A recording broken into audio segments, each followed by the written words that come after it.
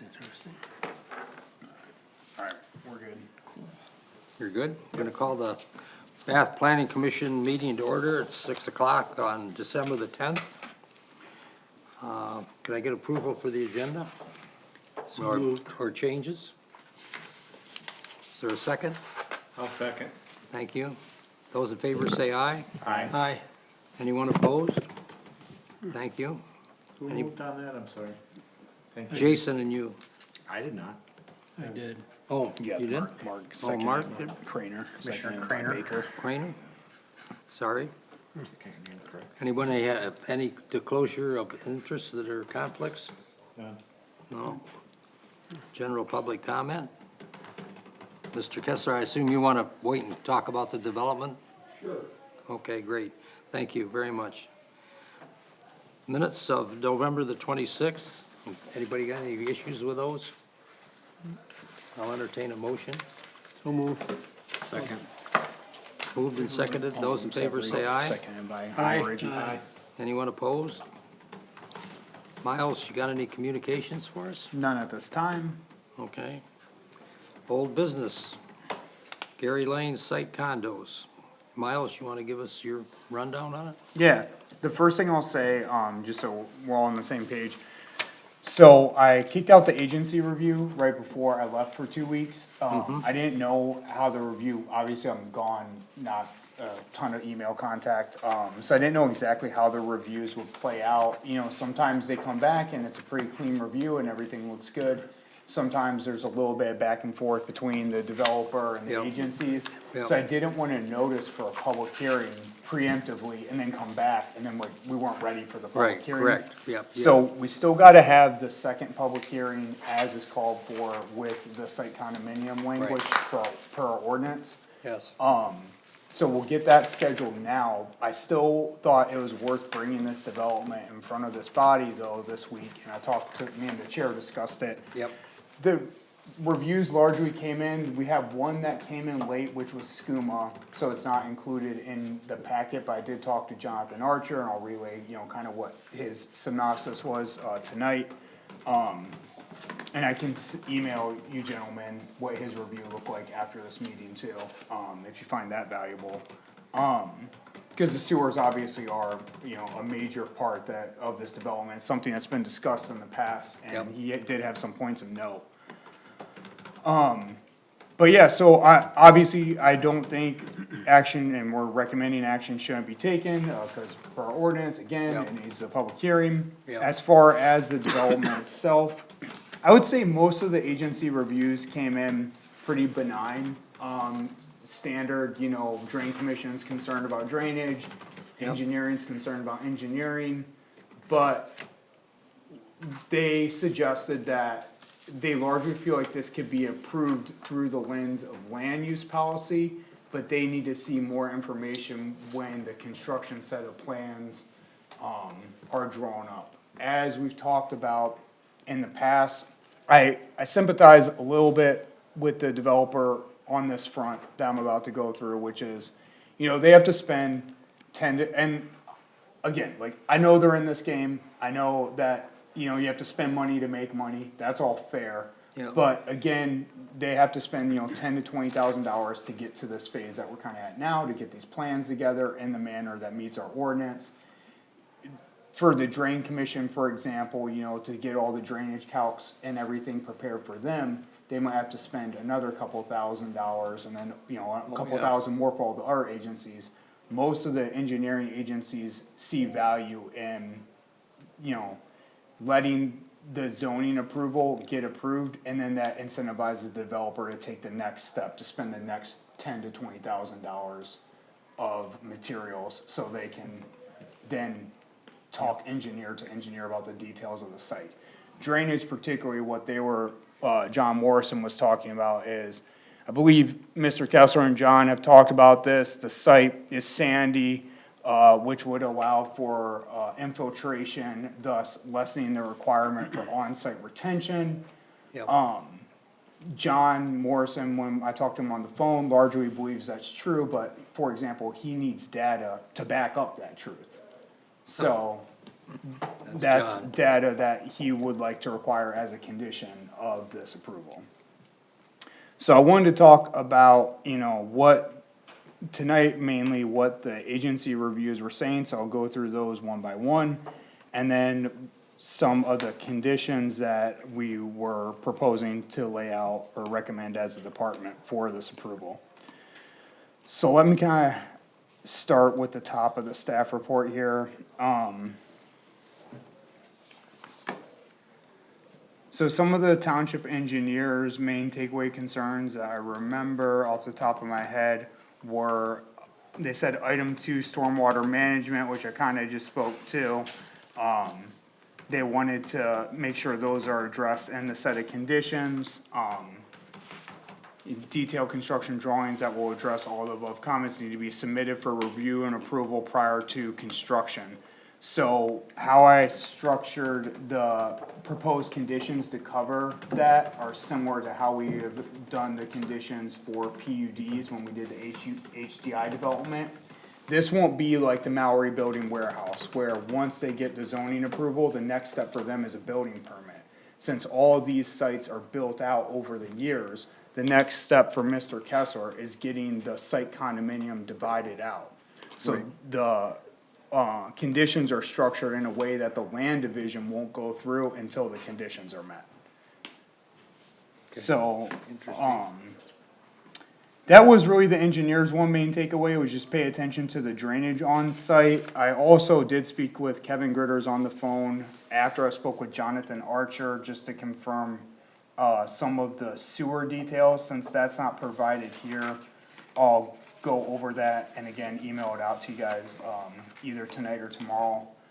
Basically, what Jonathan Archer was telling me was, originally, if you gentlemen remember, and Mr. Kessler, you'll obviously remember this, is we talked about having a pump system for the sewer on Yep. site. Wet There- well, What's that? a wet well. Yeah, Lift station.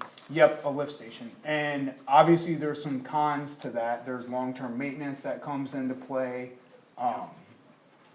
And then there's always the question of, well, who's gonna pay for that maintenance, we'd have to get agreements in place, it calls into question the sustainability of the development.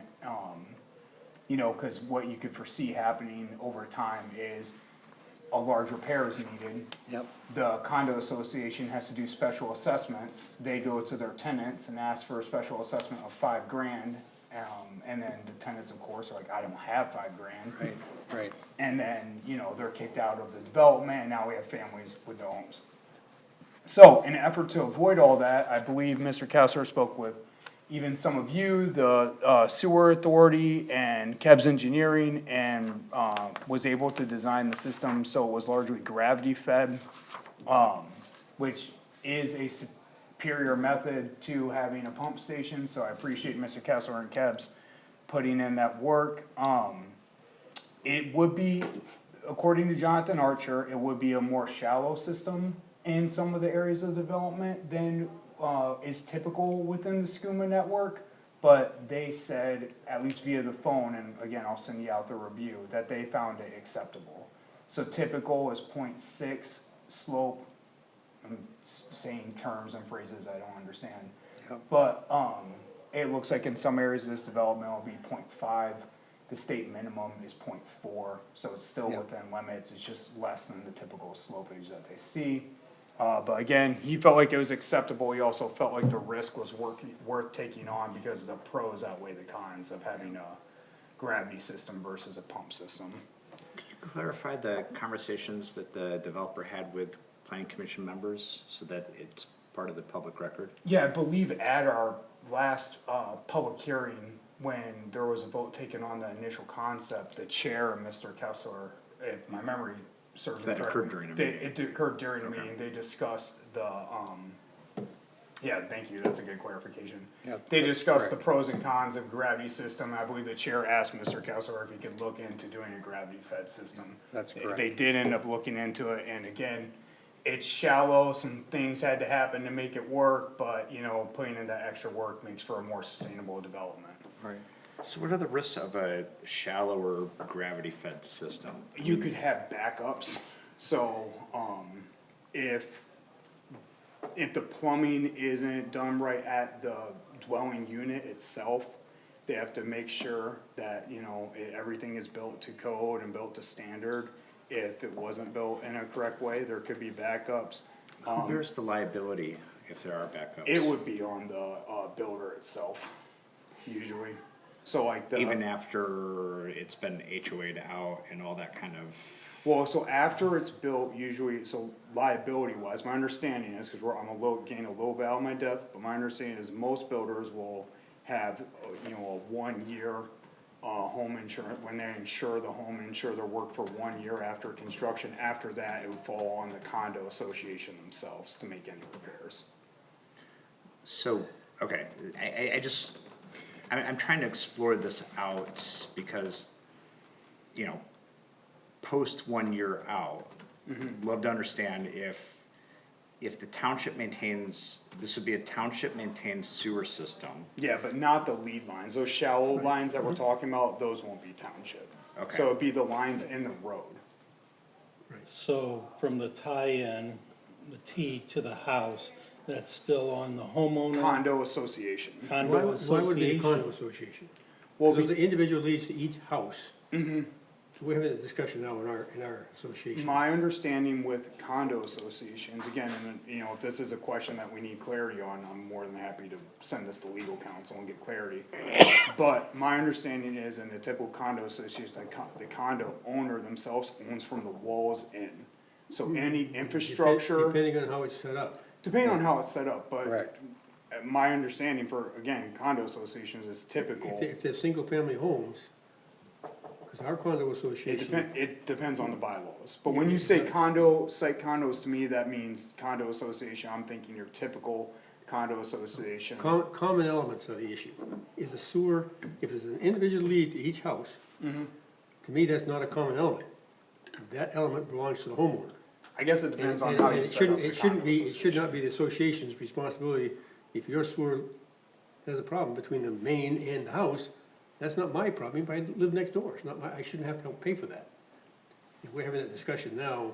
then we're I gonna guess talk it to depends attorney on, about it, let me know what you guys come Yeah. up with on that one, cause my understanding is that is how it works. So Well- everyone pays into the condo association as these fees come up. So we're gonna have a bunch of opinions, right? Yeah. But we need to have a lawyer that's going to Yeah. articulate that. Yeah. I would also, so the current Bath Township owned infrastructure, that's not low gravity, also not low or not, Shallow. yes, I believe the portions of this exemptions will to be- what would be, like, I believe portions of this would be shallow. Define what you mean by What would be- shallow. To me, shallow means it's not very deep. It sounds to me like what you're saying is it's gonna be a low slope. It's not gonna be very deep, and it will be a low slope. But there's No, one, the slope will be still at that 0.5. yeah, Yeah, It's just a question, when they say shallow, they're talking how deep in the ground it is. that's what I Correct. thought, That's That's why we'll be turning around and bringing fill, and we're gonna raise the road up. yeah. Okay. The other way, an individual homeowner can protect himself a little bit in a situation like this, is to put a A flapper? a flapper gate next to the house. backflow Out- valve. Outside the house, but, and that way it'll flow one way, and if the system backs up, it won't back up into their house, if the Correct. flapper's working right. And Ray, I would obviously expect, like, you would know more about this than me, like, with your engineering background. Some But- communities are actually requiring that now. that sounds something like we should consider. Yeah, Well, Yeah. I don't know that that's a planning commission issue though, unless you wanna make it one. I mean, it's a use permitted by special use permit, so it seems within the nexus of you guys' ability to require it. The developer might already be thinking of these things if it is standard practice in modern home construction. Another thing that John Archer mentioned was some of these homes that will be in kind of the lower slope area, might not be able to ever have like basement service, so they might not be able to do a finished basement with a bathroom downstairs, but That's Unless not They a- could get a pump, right? they could get a pump. They could get a pump. Individual pump. they could get a pump. Right. That's a good point. So anyways, I'll send out that review because again, I'm trying to paraphrase an engineer, which I'm terrible at doing. You're good. You're doing it. So, Alright, Clinton County Road Commission, largely, they basically said like, hey, this is gonna be a condo association, these aren't gonna be public drives. We're fine with it hooking into Gary Lane, but other than that, like, we just wanna make it clear that we don't take responsibility for this, and nor will we ever take responsibility for it. They were very clear on that point. Yeah. Yeah, Well, is there anything that we need to clarify in the approval to, Yeah, I think that's a good point, like, I don't think there's anything wrong with putting that in as a condition, the approval that this condo association shall never come back to the township and seek us to take over. And I even hesitate to use the word drive, because by using the condo language, these aren't even drives, you know, it's part of the site condo development itself. yeah. That was the whole reason that we had to go down the site condo path, cause it's kind of the only language that narrowly works for not only us and the zoning lens, but for the road commission with their lens, because of the state condominium act and how it reads kinda gives some capacity for these developments to be unique. so where would we add that language? To We make could that just add it- abundantly clear. Add it to the conditions, and Kate, let's make a note that we should clarify. And that, again, I appreciate this conversation, cause now that's gonna let me get a legal, it gives me time to get that legal note, review for you guys, and also add these conditions in. The other concern, I guess, with the road itself, how do we make sure that road stays maintained? And the reason I'm bringing this up is Maintenance because, agreement. what's that? Maintenance agreement. Okay, because there's a homeowner association, I can't tell you where it is, my wife talks with a lady, and their roads are getting bad. So their homeowner association decided, we're gonna have to assess you $15,000. Yeah, And the people said, we can't do that, we're not doing it. So the road's gonna go to gravel, it's gonna do, I don't know how we can, well, we wanna get a maintenance agreement, and one thing I've tried to do, and you guys have seen this in the past, when we get these maintenance agreements, I mean, Cade knows this better than anybody, because he's plugging in a lot of this information for us. Is we put it in the PZE, which is the software we use to track commercial developments now, so it can be recalled at any time. So like if the homeowners association's like, hey, you know, they reach out 15 years from now, cause everyone forgot about tonight, and it's all new people. Hey, wait, do you guys have any information about this? We'll just say, yep. here it is. It almost seems like allowing private roads is such a nuisance, we should have some ordinance language that would prevent it. Yeah.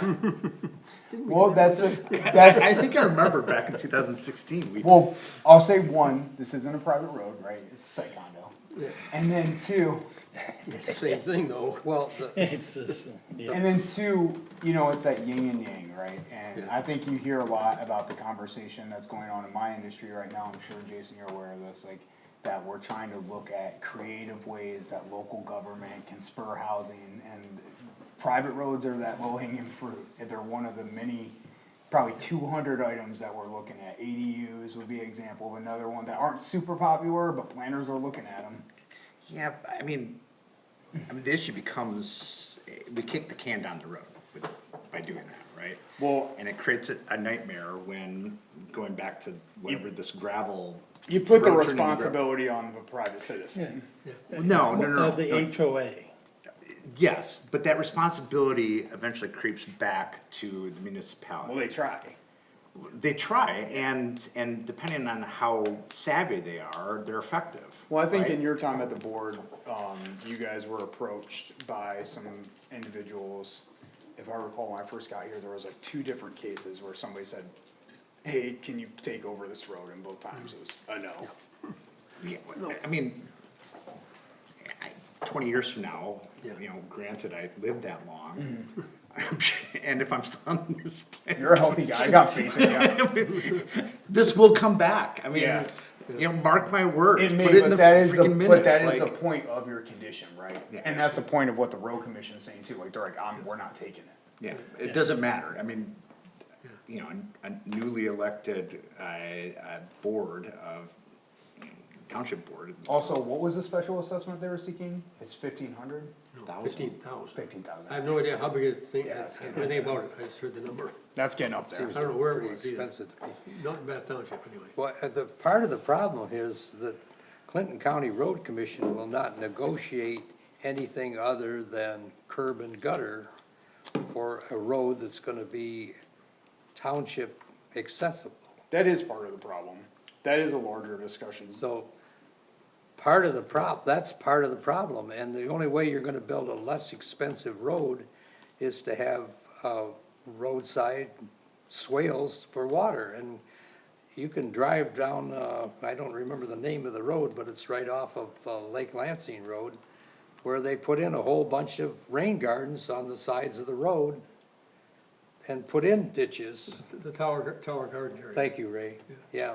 Well, it's interesting because I've talked to the planner at, DeWitt Township, and we were both facing this issue, like, many developments are coming across, and we're having these conversations about the roads. We basically reached the same conclusion that John's alluding to, which is, you know, if the road commission would create some kind of like middle standard for, not the main road, not the road everyone's using, but the road within the project itself being held to a lesser standard, then that would free up some of that to be considered to be public.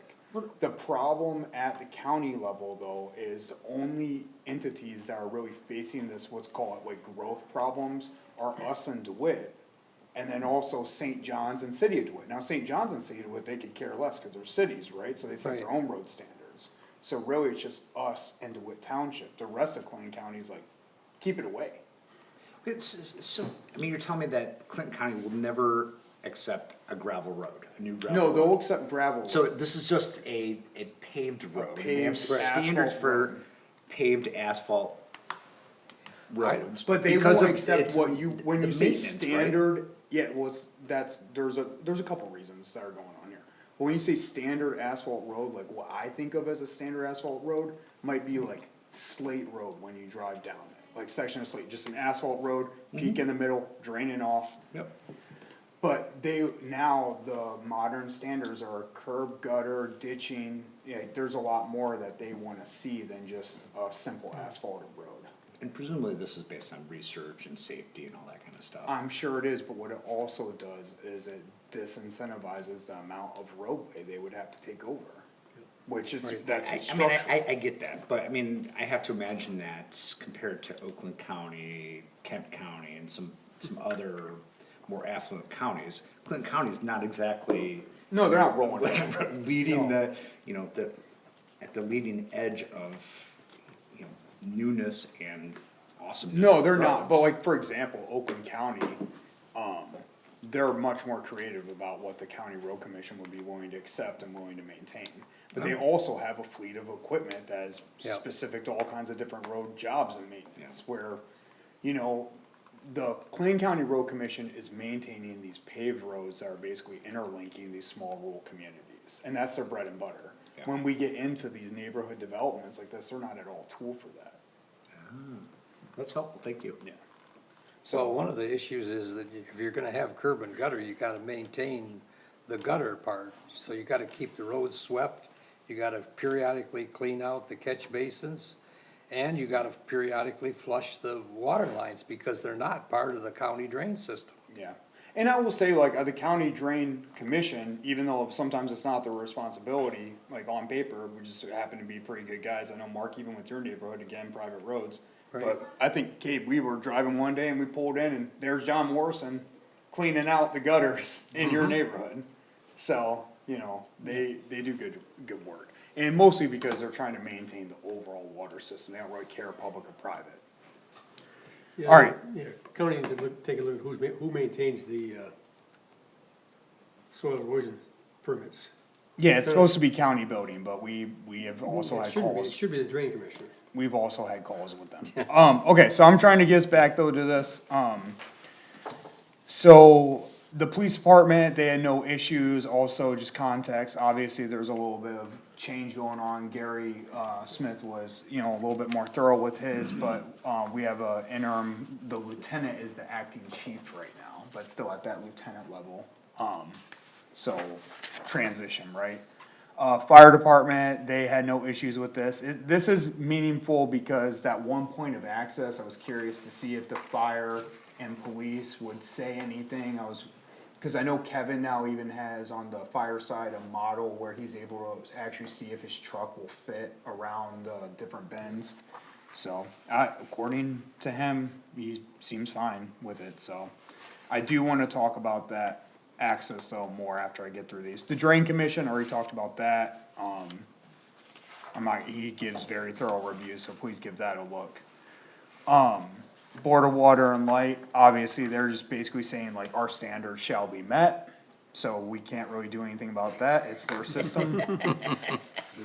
And then I'll email out that, SCUMA one, in terms of MDOT, it wasn't applicable here, in terms of Eagle, the drain commission that we didn't feel like it had to go to Eagle at this point, if they tap into the sewer, they'll have to do a part, it's called a Part 41 permit, it's just a sewer permit that it gets approved by Eagle, so only in that respect do I believe Eagle will be involved, so yeah. I don't know though, I will say that Eagle has been getting, and Mr. Kessler just strap in for this, cause HDI didn't think it would be a big issue, but then they've had a little bit of a hold up with Eagle, they had to get, and you know this from our Norm conversation too. HDI had to get a wetland consultant to come out and certify that there wasn't a wetland there. Oh, my word. They did that, Eagle accepted it, and now they're able to move on, but it cost them like 2 months, so. Not only that, the dollars that, it's a pain in the Okay, butt. can you give me the cord charger cord, this laptop's gonna die, it's on your desk. This laptop can't hold battery for more than 20 minutes. Yeah, so in terms of staff comments, we had a couple of things, one of which I wanted to ask Mr. Kessler about, cause I just wasn't sure if I wasn't seeing on the plans, or if there wasn't an intent for it, if there's not an intent for it, I have it highlighted, cause I wanted to get the planning commission's thoughts. So I'm obviously not trying to ever make decisions in a vacuum. That one is, talking about the streetlights, do you guys intend to have streetlights? Rubbish trailer. Okay, I didn't see them on the plans, so I guess our condition would either be, you know, we wanna see those on the set of plans that get submitted to the, building department for the land division to happen. Thanks, Cade. You can go down there if it doesn't work. Thanks, Cade. But we're suggesting, I've seen a couple of different standards for neighborhoods, I was fine with a streetlight every 100 feet, I don't know what you guys were planning. Just a standard, same as they have right there in Hawk Hollow. Okay, do you know off the top of your head how spaced out those are? Okay, I mean, do you think the Hawk Hollow will work well? They're more than 100 feet, because our lots are 90 feet, I know there's not one light for every lot. Okay, I don't know what the spacing is, but do you think it's enough? it's probably okay. I mean, Okay, there's no sidewalks, so the biggest problem is we gotta get the residents to stop wearing black clothes at night. yeah, Yeah. Can't I fix got that. in my neighborhood, Oh. surprise. yeah. Yeah, we were just talking about that actually. 100 feet between streetlights seems awful close to me, but maybe that's, I have it highlighted, cause I've seen that standard out there just off the top of my head, but I have it highlighted again, cause I didn't know if it made sense or didn't make sense in this neighborhood context, so I wanted to discuss it. Don't we have other ordinance around, the direction elements of the light? We have everything about direction, we have elements about like intensity of light, but we don't have, and I read through our line ordinance, I was kinda surprised, and maybe that was a blind spot on ours, we don't have anything, we basically talk about significant amount of like coverage. We didn't wanna get too into the weeds in our ordinance of saying like, you shall do this, cause every situation's different, right? There's gonna be a difference when you're trying to light a street in a cul-de-sac versus a Myers parking lot. I think the other thing that's key in a new development is to make sure they don't plant a tree 5 feet from the light. Sure. We've got a couple of those in our neighborhood. So I guess maybe Mr. Kessler, I'll just speak with Kebs and see what they were planning in terms of streetlights. And we We can, can do that, but we just match up same thing that they do with Board, Water and Light. okay. Okay, I mean, it's good to know that there are streetlights, again, we looked for them on the plans, we couldn't find them, so we just wanted to make sure they're there, cause obviously, you know, the buzzword, safety through environmental design, lighting is important. Well, these streetlights would be consumers, right? Yes. Yeah, sidewalks, were you guys planning on doing sidewalks throughout this, at least on one side of the street? Well, what I'd rather do is, no sidewalk, and, Yeah. build the road wider. Yeah, In other words, I give a walking path down the side, because we wanna, to make this project work, we gotta take care of the water. Yeah. We gotta have the infiltration, there's no outlet to this property. Matter of fact, Gary Lane actually drains into the property right there by the soccer field. Yeah, I mean, I can But understand, we've dug all over there where John Morrison was there, took samples, went down 25 feet. And it's all sand, that's, before we went this route, we got him to approve that he thought this site would be fine. And that's why it's done this way. I mean, I can understand the pros and cons between sidewalks and, you know, infiltration. Obviously, the more sidewalks you have, the less, infiltration you're gonna have. But again, like, we have neighborhoods like this one, I'm just pulling up on the satellite imagery where we're linking them in soon via Safe Routes to School, but for the last however long this neighborhood's been in place, I think it's like 10+ years at this point.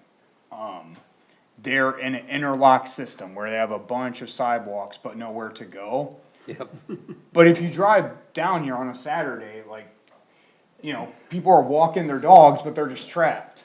But I still think that's better in my mind, but I don't know. It's up to the planning commission. There's pros and cons. If he doesn't provide sidewalks and we just gain the easement that's required at least on one side of the street. Are there sidewalks along the adjacent developments? I don't know what you mean by adjacent developments, but there is not sidewalks on Gary Lane. no, So that would be where they're tying into. You would have to walk quite a distance Maybe before you sidewalks- get to a Are there sidewalk. sidewalks down, Timothy, is it Timothy? Yeah, there are sidewalks here, and this would be another good example of like sidewalks but nowhere to go, right? right, Yeah, but the vision that we've had is to eventually get to. Connect them, yeah, so if you don't connect them now, you have to connect them later, that's why Yeah. this body now has the ability of saying, if you don't do sidewalks, we gain the easement at least, that way we don't have to come back and talk to 40 different landowners down the pipe.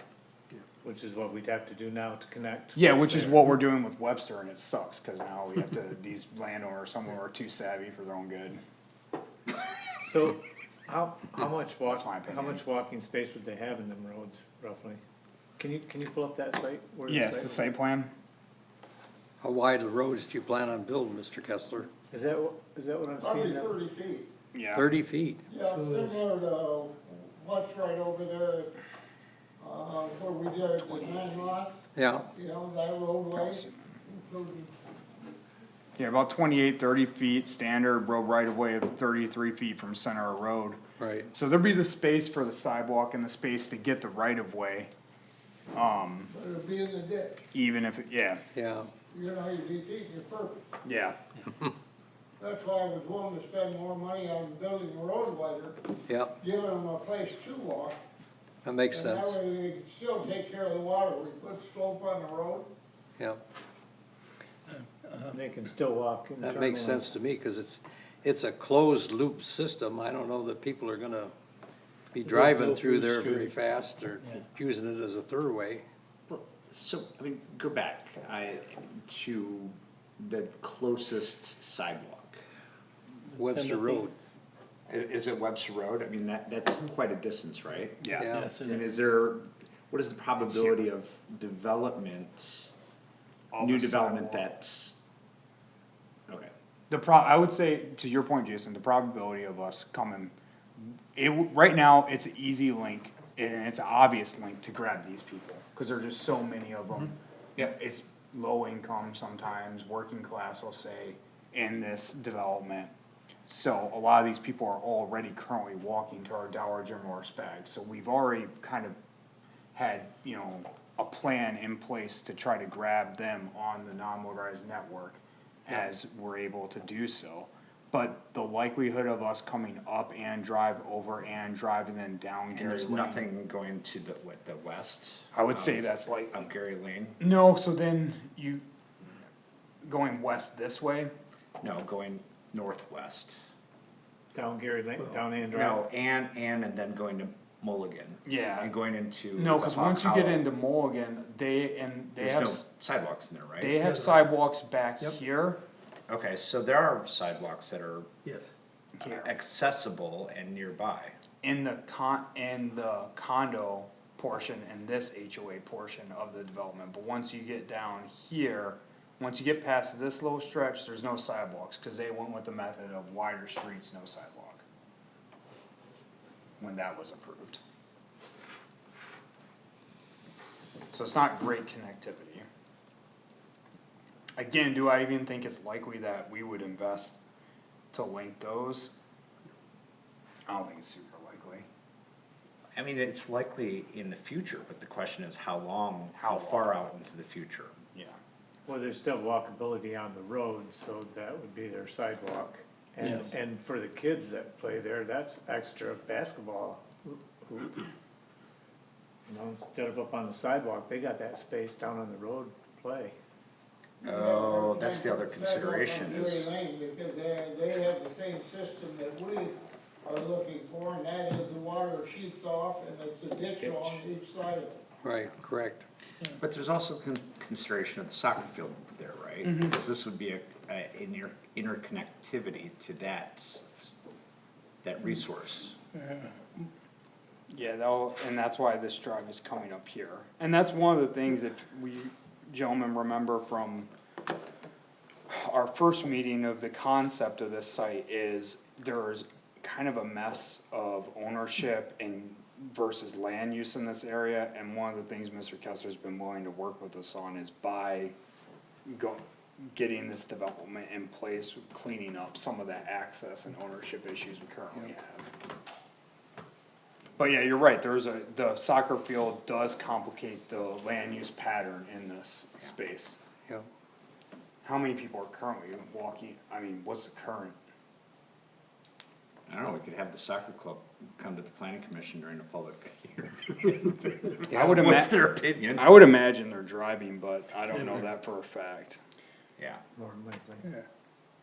I mean, it might not be a bad idea, I don't know if but anyone can come to the meeting anytime they want to talk about whatever, I encourage that. Right. But I could always just reach out as well and just say, okay, what's your opinion on the matter? I mean, taking Mr. Kessler at face value, it sounds like there's some other factors to consider in terms of the topography of the road and the land. Yeah, there's pros and cons between drainage and built environment. I think also like Mr. Baker brought up, like, there are gonna be kids playing in the streets. You have a wider street, you have more room to play, you have a thinner street, you have less room. But then you have sidewalks, there's like these pros and cons. I mean, but we should have some sort of formula or some sort of like, logic system that will help us make a decision in situations like this. Right now, we're just sort of, grasping at straws or, assess the anecdotes of the situation versus having some sort of, like I said, formula to Yeah. drive that decision making. That's true, I mean, it's a hard one, I mean, that's why, planners will often rely on, and I'm trying to broaden this out to not make it all about just us and you guys in this development, but planners rely on the planning commission, because every situation's different and there's lots of nuances, and so, you guys are a panel of experts to help us figure out what is right in this case, in these specific cases, cause it's gonna be different every time. Context matters. Now, if we're talking about wider streets to make it easy for pedestrians, I don't think 28 feet's wide enough. I don't know what the plan is, but What's that? I don't think 28 feet is wide enough to say that's gonna be walkable in the street. It's only 28 feet wide. I mean, two cars meeting need to have 22 feet, or 20 feet minimum. So that doesn't leave much on each side for, I know the street that I live on has curb and gutter, but the street's 38 feet wide. I'm not sure you need to be at least 38 feet wide, but, because by the time you get cars parking on the street, that takes up 7 or 8 feet on each side. You couldn't, on a 28-foot wide street, you couldn't have parking on both sides of the street, on the pavement. Are these, are these with the parking question in mind, cause that's not really something that we covered. Are these structures gonna have garages? Is every, okay. That'll help mitigate some of that. Oh, yeah.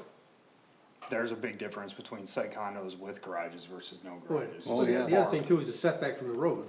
as to how much parking will be in the driveway, off the, not in the garage, but in the driveway. I don't even know if you know this yet, Mr. Kessler, but do you know like what the average driveway length is gonna be for one of these? I really don't. Okay, that's something that we could Yeah. ask Kebs Your about. front yard setback's gonna show you just about how much you're gonna have plus. Well, obviously just eyeballing this, I mean, you have a little bit of distance there in the front before you get to the buildable area, that's assuming that the house is And right and at. you've got the area from the pavement to the property line too, where the driveway's gonna go, they can, since there's no sidewalk, they can park there. So the sidewalk, they couldn't park on the sidewalk. Yeah. So just, from what we've seen with developments, I don't think street parking is gonna be a huge issue in this neighborhood. No, probably not. But I do agree that 28 feet is not the widest drive I've ever seen. What's the development office, was it Slate? Which one, the original? No, Development the back? newer one.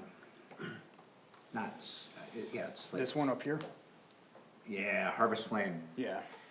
I'm curious as to how wide that Yeah, road is because, they're wide. because there's a ton of on-street parking. And it makes it difficult to drive it.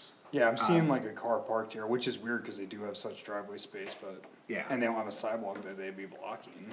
And so, it's, It's about the same, 28 two feet. cars coming at each other with at least one car, and sometimes you have two cars parked adjacent on both sides. Like, Yeah. you have to stop, I'm see- but there's still sidewalks in that development. Yeah. Yeah, this, one thing that I think would be different though inherently with this style of development versus the site condo style development is you gotta think about like the demographic that housing stock appeals to. So like this housing stock more appeals to like, the traditional nuclear family, so there's some kids involved, they're in high school, now they got 3 cars. Where your site condo is gonna usually be a slightly different demographic. Could be, although we got one house on our street, there's always 1 or 2 cars parked in the street. I And don't know how many- I don't know how probably many got we some got. kids, maybe a couple in high No, it's school. not kids, it's working adults. Okay. Maybe they're kids, but this, Yeah, I mean, I'm seeing a little bit of what Jason's saying, again, this imagery is from 2019, probably taken in the spring. Can you, could you pull up the development over by? Like, this gets tough when people do that. Yeah. It's not really cool. yeah.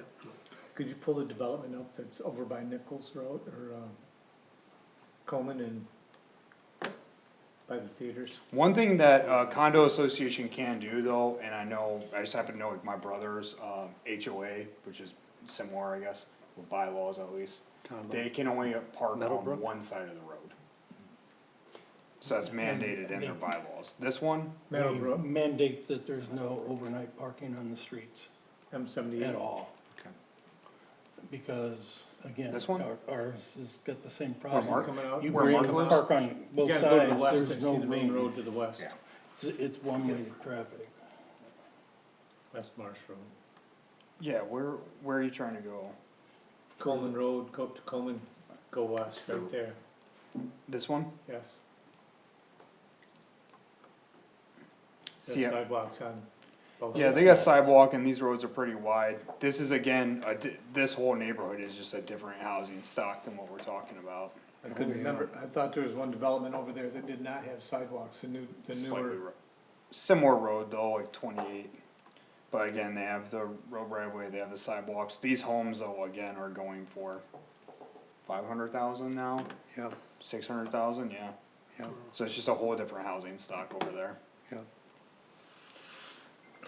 One thing, long-term to connect things together, you need to look at off-road pathways and stuff. It'd be cheaper to build an off-road pathway if you had the right of way, than it would be to put sidewalks on Gary Lane. Yeah, I mean, I don't disagree with that. Might that be something of consideration for that soccer field? Yeah. I mean, I think if the opportunity presents itself, even if one of these houses goes to auction or something, the township should look at, especially, some of these are a little, they're aging housing stock over there, they haven't been maintained over time, if one of them goes to auction or goes to land sale, that would be a good time for the board to say, hey, this is critical, we should connect this with a little path through here. At least buy the property, demo the house, put an easement, and then sell the property. So maybe during the comprehensive planning process, we can, you know, seriously have conversations about, you know, non-motorized pathway connectivity. Yeah, and I think also, you know, I would encourage the planning commission members to, cause a lot of what we're talking about is bigger than this development. I don't know if you gentlemen are aware, but the board has allotted money next year to start doing their strategic plan, they're gonna bring a firm on allegedly to help that out. So I really hope you guys are involved in that process.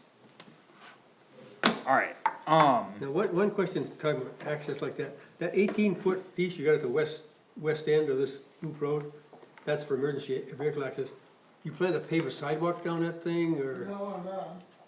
cause that would be a way to allow pedestrian access to get from another neighborhood here. and To get up there to Ann Drive, Yeah, that we extended. I'm No, not saying, because I promised the people on Ann Drive there, I went and, not only widened the things out there, I went and, hauled, crushed asphalt in there and redid their whole road all the way up. And we've also went and extended our road, all the way to, back to that portion. yeah. Yeah, I'm just saying that 18-foot wide thing is not for a road, but just so that it would encourage pedestrians to walk through that. Well, that's right, they would, and then they'd be walking down Ann Drive in front of everybody else's house and right on up through Hawk Hollow. I know where they go, yeah, won't do it.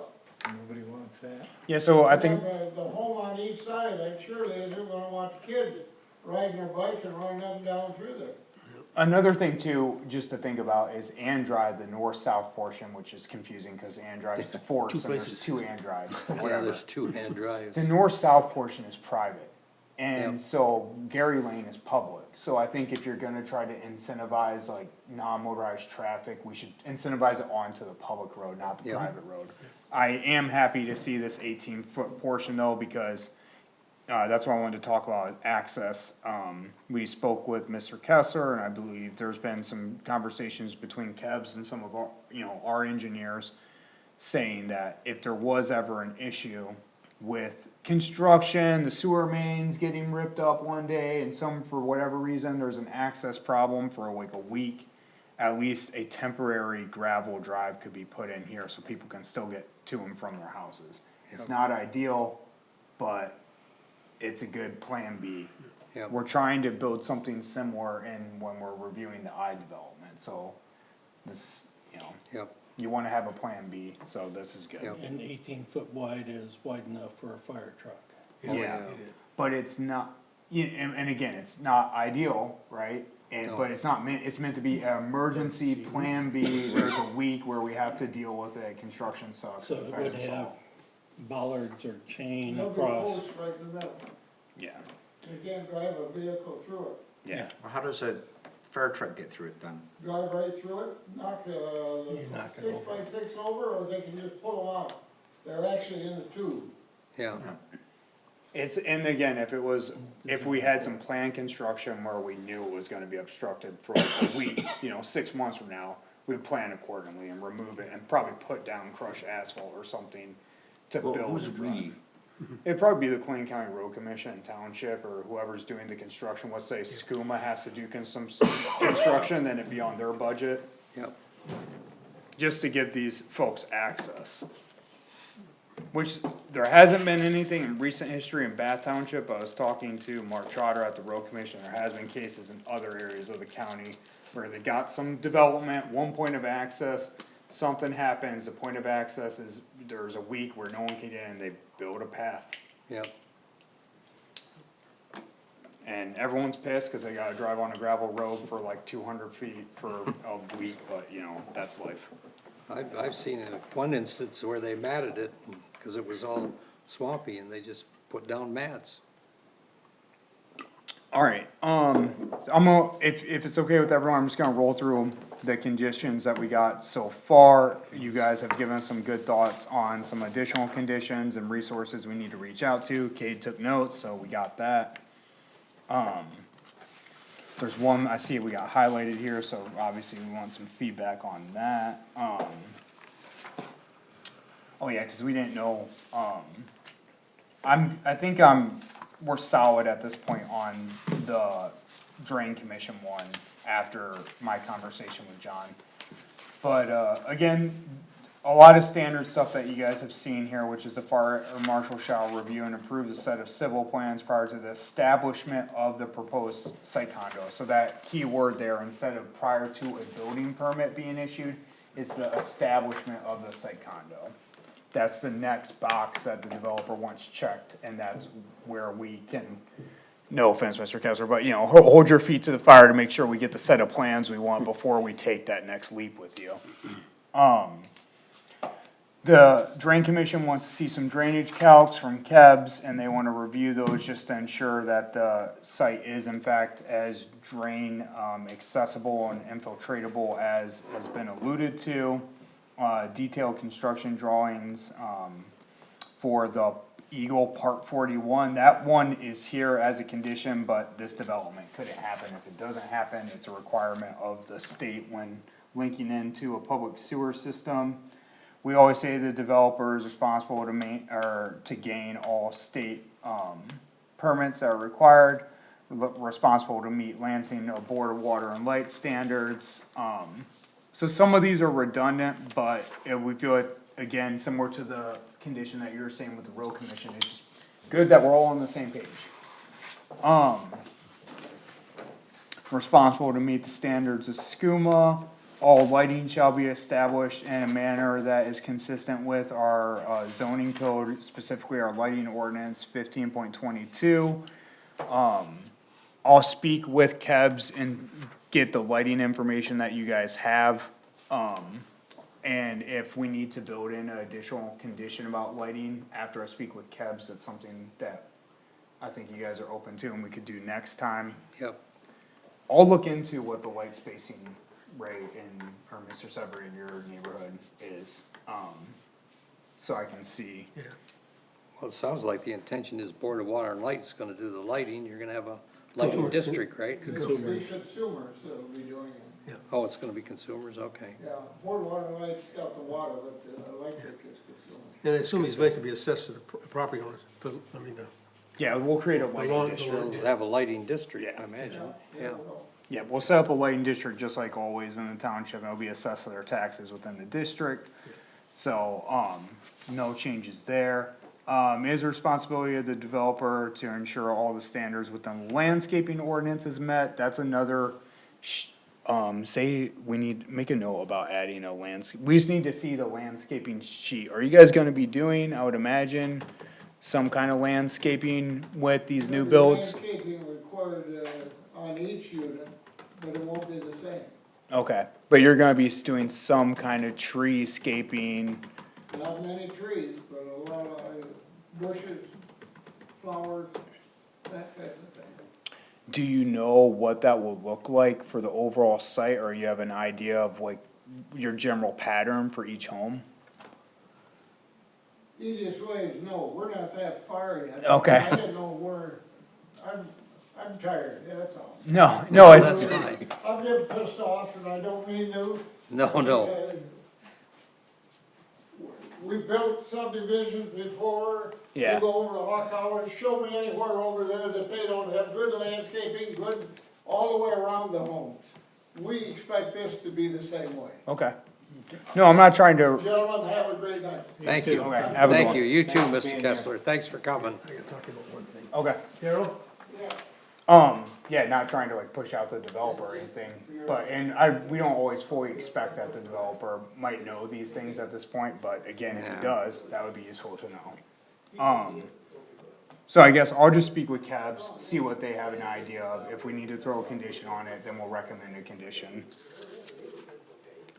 It's hard because I know Mr. Kessler gets frustrated sometimes, cause we're asking all these questions and he's probably been in the game forever, but we wanna know, so, We have an ordinance and he needs to Meet that ordinance. meet the ordinance. Yeah.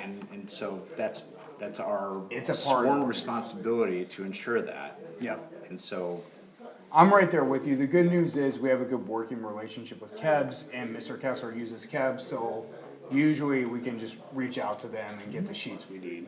So, they know the game, Mr. Kessler knows the game, we all have to play within the rules of the game. Yeah. So, to all of our frustration sometimes. We talked about, all required public easements shall be established with the township and created prior to the proposed site condo. A part of those, required easements would be the easements for the sidewalks, which if, we can call it specifically, just to make that clear if we need to, which might not be a bad idea to call out the sidewalk easement specifically. It doesn't hurt the developer in any way, it doesn't cost them much, you know, if anything, to just draw up the easement language with us and us accept the easement for a 5-foot stretch for sidewalks. Even if that easement falls over the ditch, Right. so be It it. might. You know, because if we do wanna come in one day and close out the ditch and do some kind of French drain that's enclosed, and put a sidewalk over it, that would be our prerogative. Yep. So in private streets like this, would the easement be within that 66 feet? that they got? Yeah. Would Yeah. would Yeah. be within that 66 feet? Yeah, I would wanna put it within the right of way that they've already established. That would be what I would say we should. I think so too, I just. Yeah, and you can ask for anything. Yeah. And then finally, this is one that our township engineer always tells us to put on, but the developer is responsible to ensure that all ADA standards are met. So. Let's recap real quick, and Kate, help me if I'm forgetting anything. We're gonna reach out to legal counsel. We'll get an opinion on how site condos are structured, generally speaking, on who is responsible for the infrastructure leading into the unit itself. We will look at, Can I just add to that? yeah, I think that, and correct me if I'm thinking poorly about this, but it seems like there's two issues. One is, you know, normal operation, but then what happens within a, like, maybe 100-year weather event or something like that. okay, You know, those two scenarios, you know, I think we need to understand what the liability is on the township, when we approve this. okay. So, we need to ask two questions of legal counsel. What is the general operation standards for condo associations and liability? And then what happens in a 100-year weather event? Which would be something like crazy amount of downpour, sewer backs up. Yeah. House starts flooding because the slope is shallow, are we Yep. liable for that? Exactly. Yeah, And when you talk to them, make sure you clear to the attorney, we're talking about single-family homes that are developed as a condominium. It's different than a multi-unit. well, there are two different things, there are condominiums, which are your neighborhood, so I'll show you on Fetch, you can almost see the difference on the imagery. So these are, just condominiums, right? These are just condominiums. But then there's such a thing as site condominiums, which is what we're dealing with here in this development. This is a site condominium. Yep. You can see they're laid out differently, the general parcel is a whole different set of rules that apply to these. So when I ask the legal counsel, I'll be asking them, I can ask them, Ray, if you want me to, you know, how are condominiums treated versus site condominiums. But this development that we're talking about tonight is specifically site condominiums. And this would be one example of a site condominium in Bath Township, and then this is the example of the other site condominium in Bath Township. You can see that the sites themselves are pre-laid out of where the structure can be built. And that's why there was these boxes around Well, every the key site. thing is, like, there's a comment made earlier about that in condominiums, usually, some cases, Have the common condominium, walls. it stops at the wall. Wall in, yeah. Right. But site condominiums, at least where I live, Mhm. that doesn't happen that way. The entire property is privately owned by Okay, the homeowner. the lot lines in, The lot lines in. okay, So the entire house, inside and outside, is the property owner's responsibility, just like a That's single-family home in a subdivision. yeah, I mean, that was, The only difference is the mechanism, how the developer does it, because it's easier to do a site condominium than it is a subdivision. yeah. I mean, I haven't been around forever, obviously, so I'm learning new stuff every day, so we'll ask him, So, we'll yeah, see. so make sure that they know that when you're talking about some site condominiums, you're really talking about the lot, Okay. not the house. Yeah, I mean, I'll ask him, like, how is this generally operated? Are we talking, is it the walls in, is it from the lot line in, Yep. is it from the lead line where it taps into the sewer main itself, cause that might even be in the road right of way. Probably is, Yeah, it probably Where- is, Where it taps in, yeah, it would be. yeah. yeah. Now, water's a little bit differently, because there's usually, I know Water and Light puts a shut off at the property line. Yeah. And I think they're responsible for everything to that shut off. And the shut off to the house is property owner. Now, the gas line, I think, is different.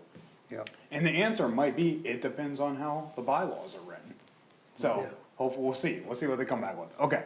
Now I'm trying to remember, what were some of the other conditions that we talked about? Now you got me on a different train of thought. Yeah. There was definitely one The other condition. condition about making sure that, we write down as a condition outright that they're not gonna come back and try to get That's the right. roads to become a township road. We're gonna call it the mentioned- sidewalk specifically. Yeah, you remember the street lighting thing, making sure some about, Well- we could have more language about how the lighting will go depending on. We'll reach out to Kevin and see what they say, and then we'll write that condition accordingly. I think that's it. Yeah, that's a ADA standards was the only Yeah, other thing. okay. So yeah, we'll do that work. Other than that, is there anything that, yeah, There's a couple of things that I'd like to add. okay. I think we should talk to Mr. Kessler about doing a stub over to the soccer field, so in case we want to build bathrooms there, we've got sewer access, and also a stub for a water line. That'd be nice. Yeah. Yeah, we would've talked about that this meeting to see his willingness on doing that, but again, it would be within the scope of this development, so it could be an Well- ask. I think he's talking about donating some more property there for the, Yeah, he is, no, he's talking about, and that was a part of that whole property line fix that I'm speaking about now, Yeah. how far he wanna stub that up, and if we stub the water line, I know Border Water and Light, wherever the line's stubbed to, they require the installation of a fire hydrant at that dead end. So, so let's explore that option at the next meeting, at the public hearing. So I'm gonna shoot for our first meeting in January, holding a public hearing for this development, coming back with these answers. If I get word from legal that they're not gonna get us our answers by the first meeting in January, which I could see, even though our meeting's mid-January, the 14th, we're coming into the holiday season, people are burning a lot of vacation time right now, so I don't know how quick they'll get us an answer. yeah, I don't know either. But if they say it's gonna be a while, then I'll try to schedule the public hearing for the second one, that way we come back with full information. I mean, they're not breaking ground on anything. So our next meeting's 14th, correct? Yeah, our next meeting will be the 14th, 14th of and January. we'll talk about that when we get to the department stuff. Okay, anything else? I'm feeling conflicted about this entire development. Okay. I'm thinking back in terms of all the work that we've done and all the allowances that we've made, changing ordinances related to all of this, and the apparent inflexibility of the developer. Yeah, developers don't And like. to walk out of this meeting with, you know, apparent frustration and You weren't here articulated. earlier. He's very, very tired. He's been up since 4. Yeah, I don't So think he it just was, flat out exhausted. He talked to John and I when he came in. yeah, about And, how and long be he'd that stay. as it is, I think we need, as a planning commission, need to be very careful about where we have done specific amendments on the behalf of a specific developer that have not been in service of the overall township. And for us to have concerns about the width of the road versus the lack of sidewalks, the lack of green space, if I remember correctly, was an issue that we discussed in a prior meeting. You know, I don't know who we're serving, if we're serving the township or if we're serving a developer. Now, this is a complicated relationship that has existed over time, and so I wanna respect that. And so this is why I'm conflicted, and I'm just sharing that out there, and I don't know how comfortable I am with rolling over on this road width versus sidewalks, knowing how people park and the fact that there will be children and youths who will live in this, developments, there are safety issues, and, you know, we as a planning commission share some responsibility if, God forbid, there's some sort of accident because of, you know, non-motorized pathway, limited access. So I just share that. Yeah, I understand your concern. And going into this, one of the things was to try to minimize the cost because there was an intention to have housing that was more affordable for people. And I'm not a big proponent of affordable housing where there's no mass transit, but that's me. But how affordable is this housing gonna be? That's a good matching the landscaping and everything of Hawk Hollow, this is not affordable to working class families. No, In probably fact, not. any housing is not affordable to working class Well, families that- right now. You got a point there, yeah, I agree with you. Yeah, I don't So think this there is, this is not an affordable housing allowance issue, and, you know, No. we're not, I don't know what their price point's gonna be, Jason, I don't know. but you can guess. Yeah, I'm gonna guess it's probably in the mid 350 maybe. Yeah, I Yeah. would say 300-400. Because to do it for less, it's not viable for him. Yeah, which is, that's not even affordable to me. Yeah, that is the housing crux though, just not to make it all about this development, but again, we're already talking about housing, I think like, one, everything you said is valid, right? Like, not trying to take anything away from that. Two, like, the next thing I would say is, you know, the site condominium language wasn't, it was utilized by this developer because that's what fit for this use here. And all the different factors that came into it. He's been in the game a long time, he knows how language works, you know, that's how it is. I don't think he had a ton of pushback on the road issue, I think you could probably get a wider road if you want to ride a wider road. So, but that remains to be seen, to your point, you know, he seems like maybe a little bit unflexible on some things. To John's point, you know, the being flexible is try to get those a lower price point. And if some of the neighborhoods we were looking at before are in the 500,000 and 600,000, and this is in the 300,000 and 400,000, that's not great. Come on. Dude, that's not great, man, but, no, that's not great, I'm not saying it is, like, We're this, setting the standard, all right, this development has $1 million households, so, you know, we're doing a public good by allowing $500,000 households, $500,000 households. That's, here's what I would say is, and this isn't like, Bath Township, you have to build sustainably, to John's point, right? Right. So I'm not saying like every community across America should just get on the urban sprawl train and start, you know, build. But we're in this situation in the Midwest and in the United States as a whole because we've largely stopped building. And to get out of this situation, we need to, have we, we need I to mean, we build. as a township have been growing substantially. We've In been fact, building. your office has been struggling to keep up with all the work. And so Yeah. that is not an issue that affects Bath Township, and over the past 20 years, Bath Township has been leading the region in growth. yeah, we've been building here. So, Right. and our purview is us and we, right? Yeah. So this is not an issue that I think is affecting Bath Township. Well, housing's still affecting Bath Housing, Township. yes, but We still we're have not a addressing affordability the problem. housing concern. This is not addressing the housing concern, this is building more golf course, you know, elite housing that's gonna serve a bunch of professors at MSU and, you know, states, you know, lifelong state employees. Which is fine, I mean, and there's a need for housing and tax revenue and all that kind of stuff. But let's Yeah. be clear about our arguments for what why we're being flexible for this particular development and this developer.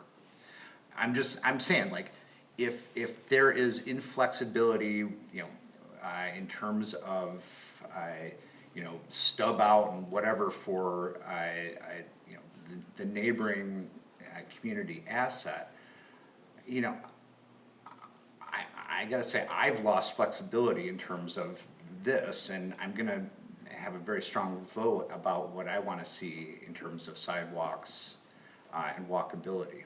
Yeah, again, that's all valid, and I would not try to talk you out of that vote. Can I, But can the I, other thing, a development like this is probably gonna have young kids, it's not $500,000 homes, and they're not new family homes either probably, but they probably have some kids in here. And without sidewalks, where do they go?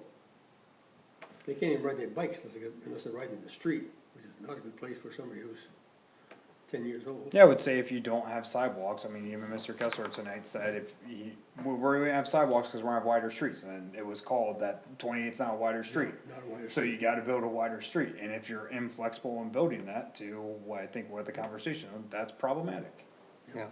George had something he wanted to say. I just wanted to ask, so, was it just last year, or year before last, we had a subdivision come in south of us, they had no sidewalks? Is that the Meadows, part of that development? They had no sidewalks, I don't even know if we got easements for that. No, the only development that I've seen in my time where it's a subdivision was,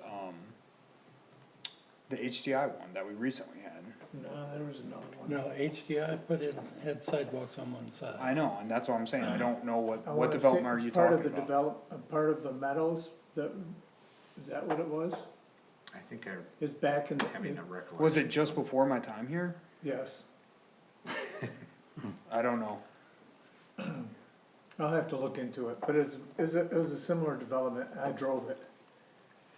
Yeah, cause now if anything, I mean, what, that sidewalk change of if we don't get sidewalks, we at least get an easement, I mean, that's in our ordinance now, it's required, it doesn't matter who the developer is or what the Right. scale is, we're getting that easement. Right, but that's something fairly new that It's we new, required, in the last year and a half. yeah. We get the easement, but who pays for putting the sidewalk in when it's decided? Well, once it's an easement, if we this want it, we community pay for 20 it. years down the road, will be paying for it. I mean, that's why if you can get the developer to do it, it's ideal, but You like could do a we're, millage, right? like we're, yeah, I mean, there's lots of ways to fund a sidewalk, right? But all of them come at a cost. But putting a sidewalk in also comes at a cost, that's why when we wrote the language, we gave the planning commission flexibility, cause we wanted you guys to be able to look at the situation and determine, does it make sense? So this commission, I mean, and we as a community recognize that we have neglected our sidewalks for decades. I hope this community realizes that. Well, yes. I realize that, you realize And this commission also did the hard work of putting into place sidewalk, amendments to various elements of our code of ordinances. Yeah. Inclusive of the not allowing private drives, because that is interconnected with this. But we've also been relaxing, some of this, thereby, you know, returning to the past neglect of our non-motorized system. And I think we should be careful with this if we really want to keep an eye on long-term growth and development and community improvement. And so this, you know, this development is unfortunate, in that specific regard. It's fortunate in other regards. And so I wanna be very careful, or at least have us reflect and be mindful on this. That's all I have to say about Okay. this whole thing. No, I think that's all really good. You guys don't have an easy job. Particularly when it comes to stuff like this. Like it's easy for me to come here and be like, oh yeah, we should do this, but you guys actually have to take the vote, and that's hard. Yeah. So, there's always a lot to think about. Yeah, drainage seems, with a sidewalk That's- in there, it makes drainage a little bit harder, but I'll just kinda sketch out, you got 66 feet. Put a 5-foot sidewalk, a foot off the line, and 10 feet from that to the edge of the pavement, you still got a 34-foot wide pavement. Now, I don't know if that's 10 feet between the sidewalk and the pavement is enough to put a ditch in or not, make the street, you know. Cause that 34-foot wide pavement, you could allow parking on one side of the street and you still have a 26-foot wide road. I mean, let's put a note I'll talk to the township engineer and the road commission, get their thoughts Yeah. on that Well, aspect. you're reducing the, About Pervious road surface, versus they're- sidewalk versus ditching and space You're gonna allotment have more for the runoff. three features. And I don't know if you wanna put To these me is an notes out, issue, I'm but- saying, and like highlighting. We're, you know, as we're always not part of trading the one thing minutes. for another. This is just 5-foot something, sidewalk on both sides, or an extra 10 feet of pavement, it's the same thing. yeah, It is, road, yeah. 28 foot wide Road is not wide enough sidewalk. to allow safe pedestrian Space. traffic. And the street Question avenue is mark. 38 feet. Right. and that's I just like, agree we with need you to there, ask the yeah. township engineer. Yeah. Okay, that's another good point, I mean, I'll get the township engineer's thoughts and say like, hey, man, like, do you think this is doable, feasible, does it make sense here, what would you like to see? And I don't think it would cost him as much to put a 5-foot sidewalk in as it would an extra 5 foot of pavement. Yeah, I just don't know, that's why I wanna talk to somebody that does know. Okay, so again, I think tonight was highly valuable for me at least, I'll do my best to come back with all these answers, we got notes. I think there's a couple other items we should highlight that were more questions and not just notes. Are you cool if we move to the next item? Yep, yep, I think so. Does anybody else got anything else in regards to this development you wanna talk about? I could be wrong about my subdivision. Okay, all right. Let's move on then, fee schedule. Trying to get there. There we go. Yeah, so it sounded like, I wasn't there obviously, but the interns informed me that it was included in the fee schedule itself, but, this body also wanted to include up here, apparently that was an error on our part. So we reworded it, I don't know what you guys thought of this language, but it basically saying that the planning commission wants the ability to recommend to the board what that, escrow amount shall be if we're deviating from the typical escrow amount. So, it gets a little wonky, cause it's like planning commission recommends to board, blah, blah, blah, blah, blah. Right, I, that was, what is the obsession with making sure that that last statement is there? The I mean, township at board this shall point, have the discretion I give and up on trying determine. to help you guys make changes to this document. This line right here, the township board of trustees shall use discretion to Why do we determine need that in such. there at all? We just deleted that sentence. No, they can do that anyway. We're gonna recommend what we think it should be.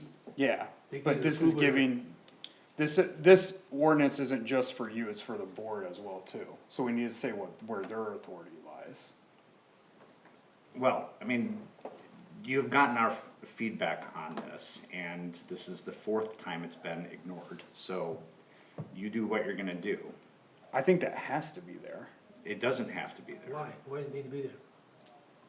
I don't What's the understand. board's authority if you remove that? The board, all the time, can undo line by line, any element of a planning commission recommendation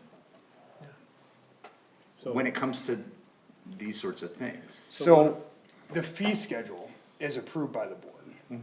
And the ordinance that governs the fee schedule is approved by the board. So if you don't spell out what their authority is, then they have to stick to what those documents say. So like if the fee schedule says, for example, like it does now, the maximum amount that the board of trustees, this is the current, the maximum amount they can do is 10 grand. That's where their authority ends. Yes, but what does the statement say? Is it about the fee schedule, or is it about discretion about increasing the escrow amount for a specific plan, that's, Yeah, but if let's say, so if you remove that last sentence, included in the fee schedule is an escrow payment, the planning commission may recommend the amount to the board via the site plan review process. So if you recommend to the board, yeah, we think that the board should do a $20,000 escrow amount for this development. If you don't have that last sentence, the board can't do it. yes, they They can. have no authority to do it. Alright, well, then you change the first statement to say, the planning commission, may determine, escrow amounts, to be higher, or whatever. You don't have the authority to determine escrow amounts. You Of can course rec- we do. you No, can, all you no. can do is recommend. All you can do is recommend. Yes, and everything most everything that we do is advisory to a board approval, right? Yeah, And so, Not everything though, like with the site plan review like, process. which is why I said you most ha- yeah. everything. So, but when we make ordinances, the board can make a line item veto of anything that we made. They can do less, but they can't do more. Of course they can. Their powers only lie in what you give them the power to do.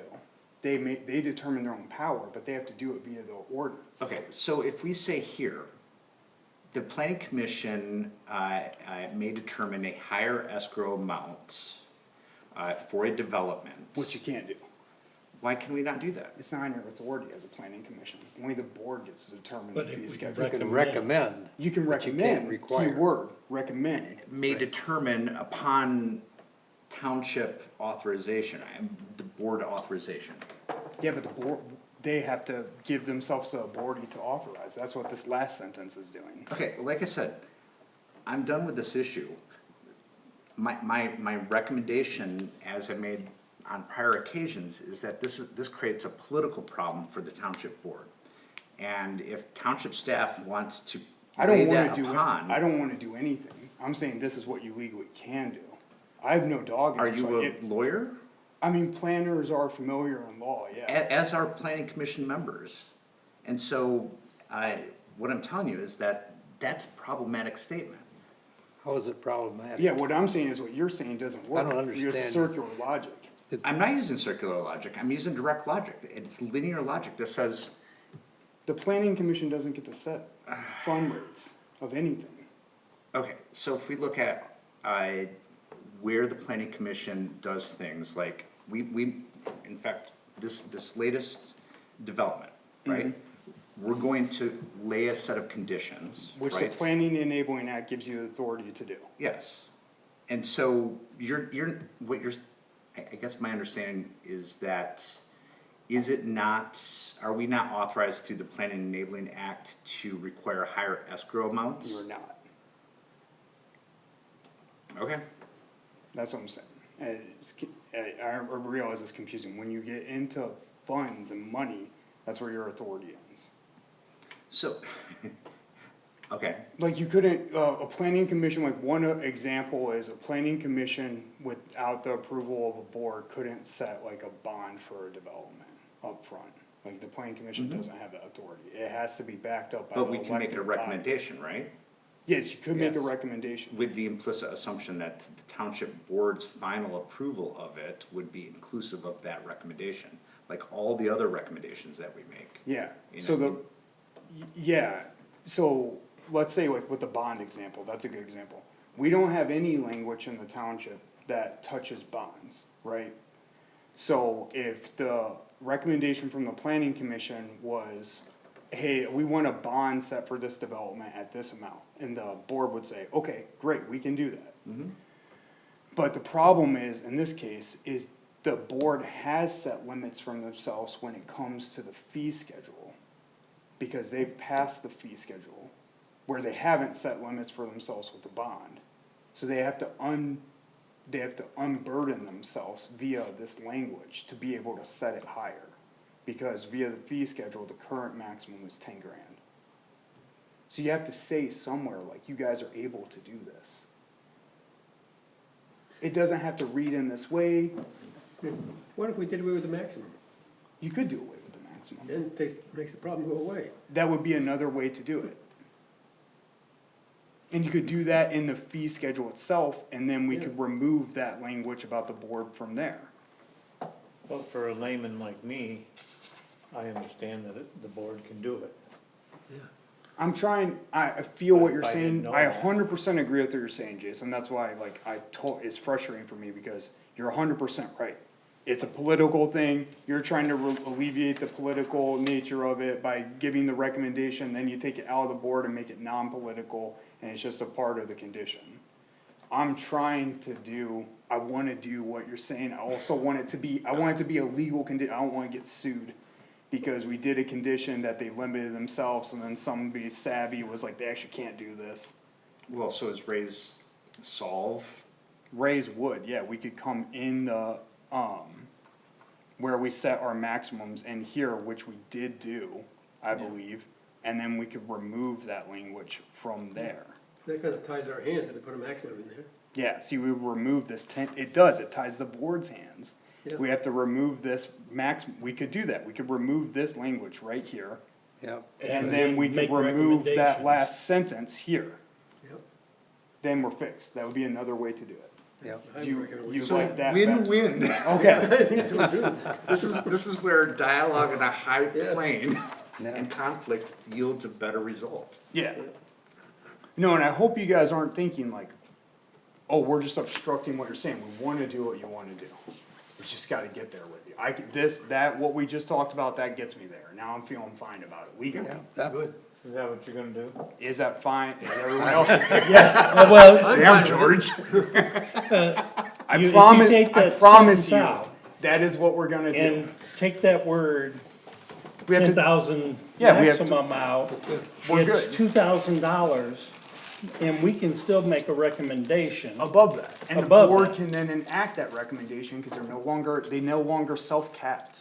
Yeah, and That was that the gives them political cover, because we made the recommendation. Exactly. And we made the recommendation on the size of and that gives a solid, that there was a reason we are asking I for don't know more why money, this is because coming that up. development's gonna cost us more money. We got a certification of, well, what are we We'll have gonna to do fix where that. it says Make a note of that. escrow amount? Should we say that's the minimum? page 2 and the fee schedule has an error. We've gotta set a parameter. Right. Otherwise, it's Should we wide say open. the escrow amount is a minimum of $2,000 and leave the maximum completely open to negotiation? No, as long as you. Yeah, leave that the language maximum. should be, I think, Yeah. should be adjusted. 2,000 minimum, Yeah. yeah. We'll remove this language, we'll put in the word minimum. There's someplace in the ordinance, we've got a thing where we're talking about the size of the development is to, the, Number of acres. yeah, number of acres and number of square feet for the Yeah, believe property it. and. We do, that's how the cost of the fee itself gets calculated. Right. But that's always been separate from how the escrow gets calculated. Yeah, Cause usually size and acreage doesn't determine, engineering review fees. Yeah, right. It's just that the whole crux of why this is coming is, one, agencies are starting to charge more as costs for everything have gone up. Their costs have gone up as well, and we're depleting escrows in a way we haven't before. Then two, there's a wild card of a Norm Fastener coming in our escrow would, we exhausted 10 grand like in the first 2 weeks. yep. Well, we're gonna get hosed for at least 12,000 on that deal. Well, I've heard that actually, that everything's paid up, we're good now. Oh, is it Just, paid up? yep, we're all good, the Maxim's fine, so Oh. we appreciate them paying up. Wow, I'm But surprised. if we really, like in that development, which that's a one-off case, but we would've probably had to taken in like a $30,000 escrow to cover our costs. And that's what I'm trying to get at to allow this to happen, but anyways, there are 3 spots where we have the maximum 10,000, we'll change that to the word minimum, and we will remove that last statement from, the ordinance. Jason, just to reiterate what I just said, there's 3 different places where we use the word maximum 10,000, we'll remove that and we'll put $2,000 minimum initial deposit. Okay. And then we'll remove that sentence, does that suffice for everybody? Works for I me. think so, yep. Again, sorry to be difficult, just no, trying no, to, but just your trying to save. Working Yeah. well. But I think Jason's right, that discussion got us where we want to be. Okay. After a while, but. It accomplishes the goal, and that's the important thing. Okay. Alright, are we good with that? You guys wanna take a vote? You want me to bring it back? I'm fine either way, this is not a rush. No, I'm fine with, well, I'm only one vote. What's the, I'm wanna fine take a too. vote tonight? What are we fine with? Well. The language. The With the changes? minimum and take Taking the word vote out. or waiting to see the updated? I don't care. If it's not gonna matter, we can just wait. That way we That's see it. fine. Alright, that sounds good.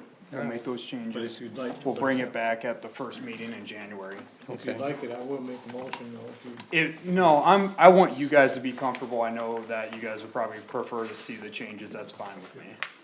Yeah, well, just out of time consideration, I feel like we've actually hashed the issue through and through. We have, And we don't need to see this. Yeah. well, And you'll see it again when it goes to the board, obviously, too, it'll be in the packet. so do you wanna see it again or not? So someone needs to move if they wanna move on it. George, you wanna Do you move? wanna make a motion? Go ahead. I mean, it's No, either gonna I- pass or fail. I said to wait, but if Oh, someone- Oh, I'll make you a wanna wait. motion that we If someone vote on wants to this move, tonight go with the ahead. removal of the 10,000 and put a minimum in of 2,000 And the removal of the last sentence and from, removal of that last sentence. okay. Okay, is there a second for Mr. Kramer's motion? I got no problem putting it up, but I'll second it. All right, is there any discussion? Additional discussion, I guess, I better say.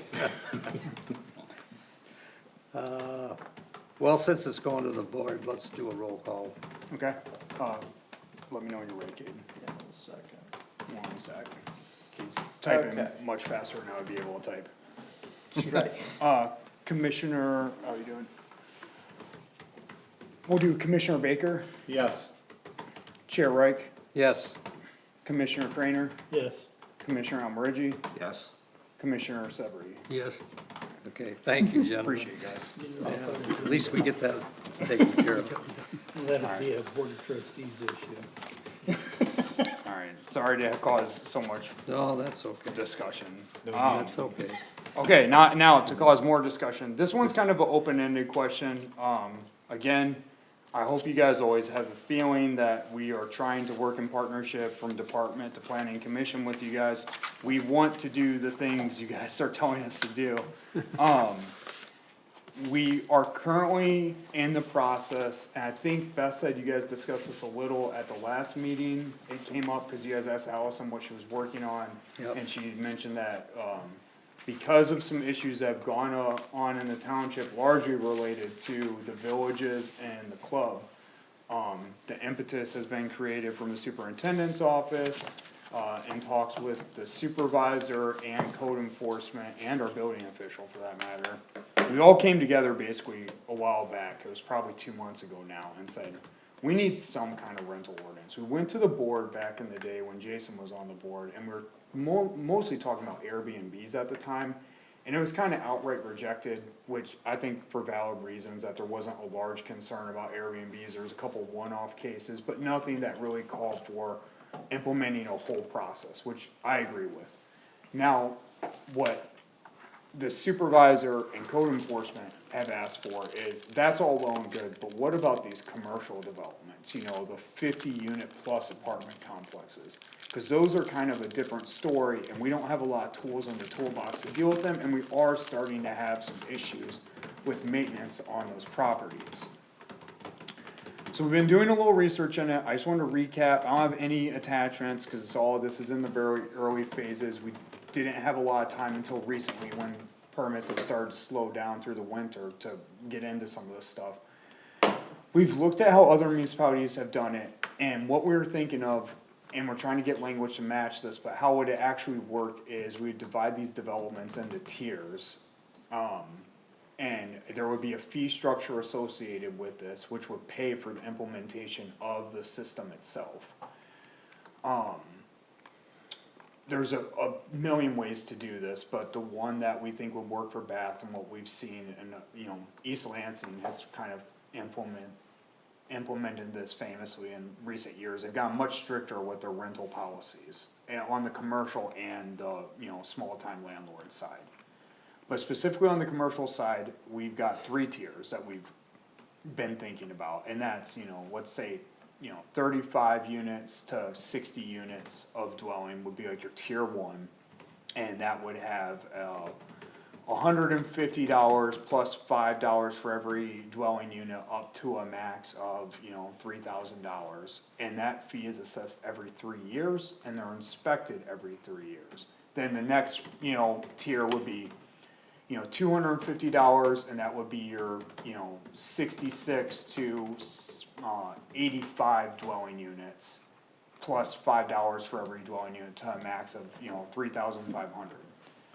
And then obviously the third tier is higher than that, so the bigger you get in apartment complex size, the larger the fee gets. Every fee is on a 3-year rolling basis with a 3-year rolling inspection basis, and then there's also, let's say we are getting a number of complaints from, I'll just use the club for example, and we did the inspection a year and a half ago, but now we've got a bunch of complaints. There's also a special fee for when we have to go out on a complaint basis and do some kind of door-to-door inspection, which we have had to do in the last year with the village and the club, where our building official had to go apartment by apartment and ensure that the building code was being met, because we were getting so many complaints, we just couldn't verify that this wasn't systemic throughout the apartment complex.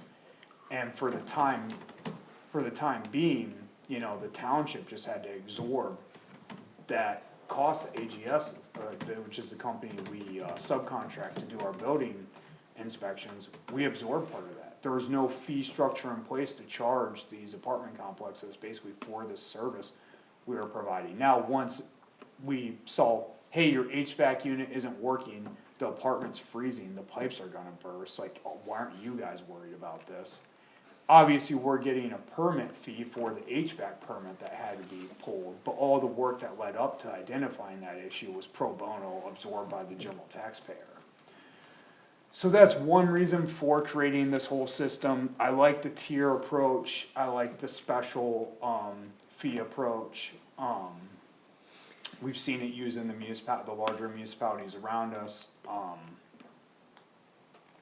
What do you guys think? What was your bottom tier? I was using the example of like 35 units and higher, and obviously, once we get some of this on paper, we can feel out, you know, and look at some data of like what apartments would be captured in that. The theory is to go with something in the 30 or higher range, because again, there might be those, I know, like for example, Mr. Estruth. He has a 12-unit apartment complex on, is it Coleman Road? It's like 12 units. Yeah. But again, he's, you know, your small time, I mean, he owns more property than I'll ever own, so I don't, you know, wanna use, I don't know if small time is the right word, but he isn't owning one of these, you know, 500-unit apartment complexes. He's our local landlord guy. So the whole impetus for going after more of the commercial is to not, in our net of regulation, capture those local landlords. I think it's a good entry point into having, you know, creating an ordinance that down the road might be amended after we learn about its effectiveness. Yeah. What are you guys' thoughts on, cause we're kinda struggling with this internally, like, who should be the inspector? We've thought about, you know, I guess before I say that, just so we're all on the same page, this would be a regulatory ordinance, obviously. This wouldn't be a zoning ordinance. These, a permit structure would be created and it would be ran, at least my thinking is, and what we've seen in our municipalities, through the clerk's office. Just like you get a peddler's permit, that you don't come to the planner to get that, you go through the clerk, the girls up front. They issue a permit, again, then our thought was either have the building official or the code enforcement officer / fire marshal be the inspector and be charged with keeping track of, hey, this apartment complex got their permit on this date, so their inspection is this month every 3 years. I think the first thing I would do is, look at the current housing stock that falls within this guidelines and do some modeling of how much revenue would be generated. Okay. Then you could then make some decisions about staffing. Is enough revenue generated to fund a new position that could then either offset responsibilities of other staff who would do the work, or they would do the inspections themselves? Do you have any thoughts? That's fair and that's good, so we're making a note of that. This is not a money-making opportunity. No. This is to collect enough money to make sure that we can cover the cost of the inspections that keep that stock livable, for the tenants. So we're not expecting to have surpluses. Yeah, no, Absolutely. But I also don't want it to be a burden on the. General taxpayer. General taxpayer. Do you guys have any thoughts on who the inspector should be? I mean, like I said, we were thinking the building official, we were thinking the code enforcement officer, should it be both? You know, fire marshal and building official? Working together. Yeah, either working together, or maybe like the building official does it in year one and the fire marshal does it in year three on like a rolling basis. Because they have different things they're looking at, right? Like the fire marshal is looking at health, he's looking, are the fire extinguishers up to date? Are the smoke detectors working? Right. Are the doors, you know, is the Knox box, in place, is the key there, is it available? Where the building official is looking, I mean, both are validly important, is the HVAC unit working properly? Is this building structurally sound, is there mold, you know? I think you'd have to, again, gather the data, you know how many units that are currently in existence, and then what is the time commitment, you know, for an actual inspection? You know, it may be most beneficial to contract out to a third-party agency to do that, and that could also inform fee development Yeah. for this. But, I mean, really, you need to start with the data to help you determine this. I mean, as a starting basis, you know, yes, it makes sense if we're already doing the inspections and we're absorbing the costs, you know, as the rest of us taxpayers. Yeah, no, I think that's good, you wanna be data driven, I get that, Because I would've thought you would've started it in the 20 range. yeah, and that's something that the planning commission will work with you guys, I mean, I think Jason's right, we'll bring up, like, here are the apartment complexes, and, you know, maybe do some spatial locating and some maps of like, hey, here's what the units look like, these are the known apartment complexes. I mean, the good thing about apartment complexes versus like the Airbnb space is Airbnbs can be a little bit harder to uncover. Some only operate seasonally, they come and go, you know, so it's hard to identify sometimes, municipalities struggle. Well, apartment complexes, they're there, like, yeah, I can drive down the street, like, that's an apartment complex, so they're easier to identify. One question about what falls within rental ordinances. I'm just wondering about, we have 2 trailer parks, and I don't know if they rent trailers as part of that business. And maybe not, and then it Yeah. would fall outside, but would we incidentally capture, That's a good question, that wasn't our intent, so I think we would try to probably structure our language to avoid capturing those and be specific about, you know, the multifamily dwelling units via apartments. But that's a good point, I didn't have the intent to capture those, is that something that you would desire to be inspecting?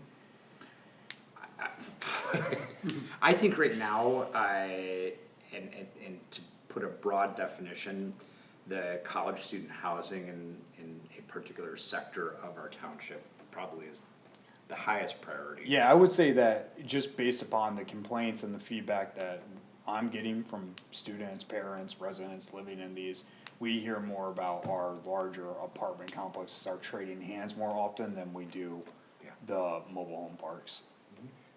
And some of which I think are actually pretty well maintained. We have 2 in the township, one I think is okay, and the other one I actually think is really well maintained. Just looking, when I see the word commercial rental, I'm thinking renting an office space when I That's hear that fair. term. That's fair, and I mean, that's just our header for today, but that's good feedback, you know, if we were gonna put a title to this ordinance, we want it to indicate what we're actually talking about, so that's good feedback. I think another I mean, there's no grandfathering in. It's a regulatory ordinance, so no. Just thought of it, you mentioned changing hands, Uh-huh, force them to pay for inspection at the change of hands. that's a good point, that's a good point. Yeah. Because that's usually when they're dumping them, is when they have to spend money. Yeah, usually what we see happen is when they know they're about a year out from changing the hands, all maintenance is just, no new washers, no new dryers, no new fridges, no new HVAC, maintenance. As soon as the new owner comes on, heavy investment in year one, you know, new roofs, parking lot gets re-asphalted, and then piddles off from there. So, alright, well, that's all good, any other thoughts, just guiding thoughts for us? I mean, you could go deep with this in terms of dispute resolution process being built into it. Dispute resolution? Well, I'm not suggesting that we add that, I'm just saying, there are additional elements for us to consider, if we're gonna open this up. Yeah. I mean, in most ordinances, there is some kind of dispute resolution built into the ordinance. In this one, I think it would hopefully be more clear cut, cause it's either gonna be like, dude, the smoke detectors don't work, or they do. And the ordinance calls for the inspection on a rolling basis, this is gonna be a matter of fact. Hopefully it wouldn't be subjective, like. I'm trying to think of it, there could be like, hey, your siding's falling off, no, it's not. Retention of the security deposit. Yeah. Okay.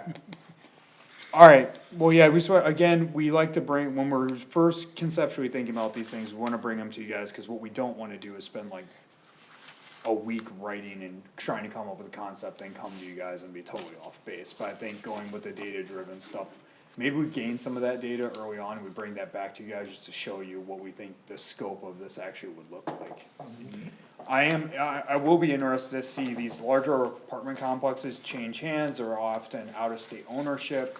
It will be interesting to see if we move through trying to implement an ordinance like this, if these industries get involved and have feedback and maybe even pushback against doing something like this, cause this will it'll affect them. Allison had mentioned that in discussing it with a developer, that they were for it because of leveling of the playing field. Yep, we have seen some developers before that, and that's great, and there are good faith actors out there still, but, you know, with like, some of these developments, particularly I'm thinking about, you know, some of our larger apartment complex, their numbers on a spreadsheet to these guys.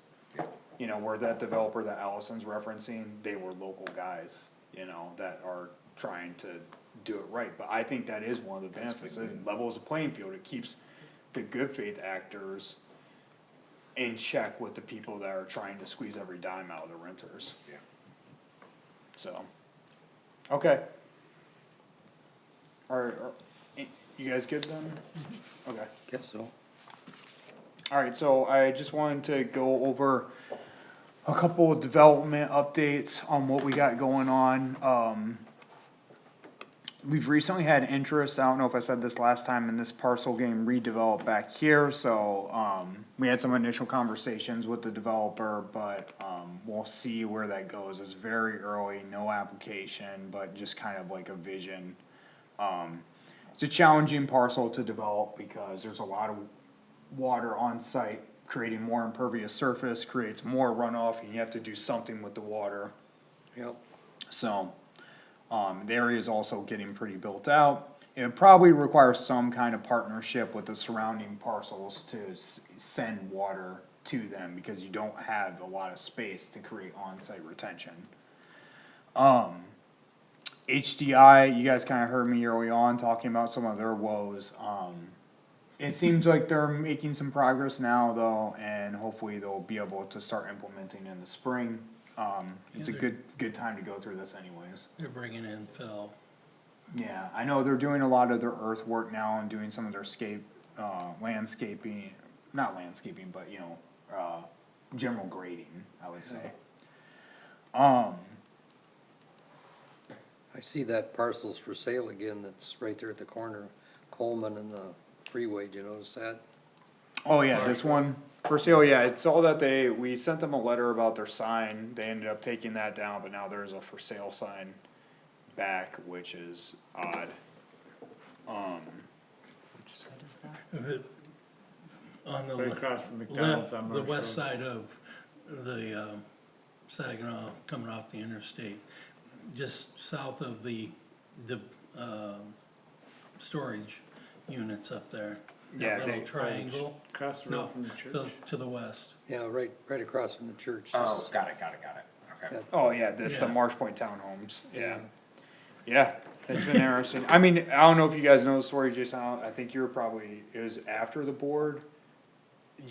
But you dealt with this development all the way back in like 2019, when Nick, my predecessor, I think first took it in. And Yeah. it floated around for 3 years, and it was with Mark Sanders and another gentleman whose name's escaping me. But he actually passed away in kind of the middle of this whole thing, and the whole thing kind of fell apart, so. That's kind of where that one ended, is unfortunate. Zoom out a little bit. Yeah.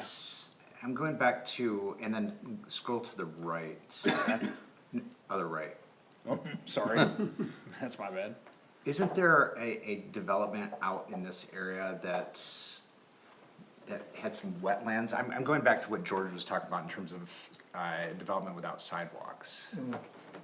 Oh, he's I thought it was referring- out over in that direction. No, only this one, are you guys referring to Bonnie Meadows? Yes. Yeah. Bonnie Meadows, Yeah, yes, Bonnie Meadows. that There one, is no sidewalk. there in is that no neighborhood. sidewalk, Okay. yeah, that one, Just and to this, validate you, George. yeah, Thank you. you're good, yeah, this one is pre my time. So this imagery, for example, is from 2019, it was divided out then.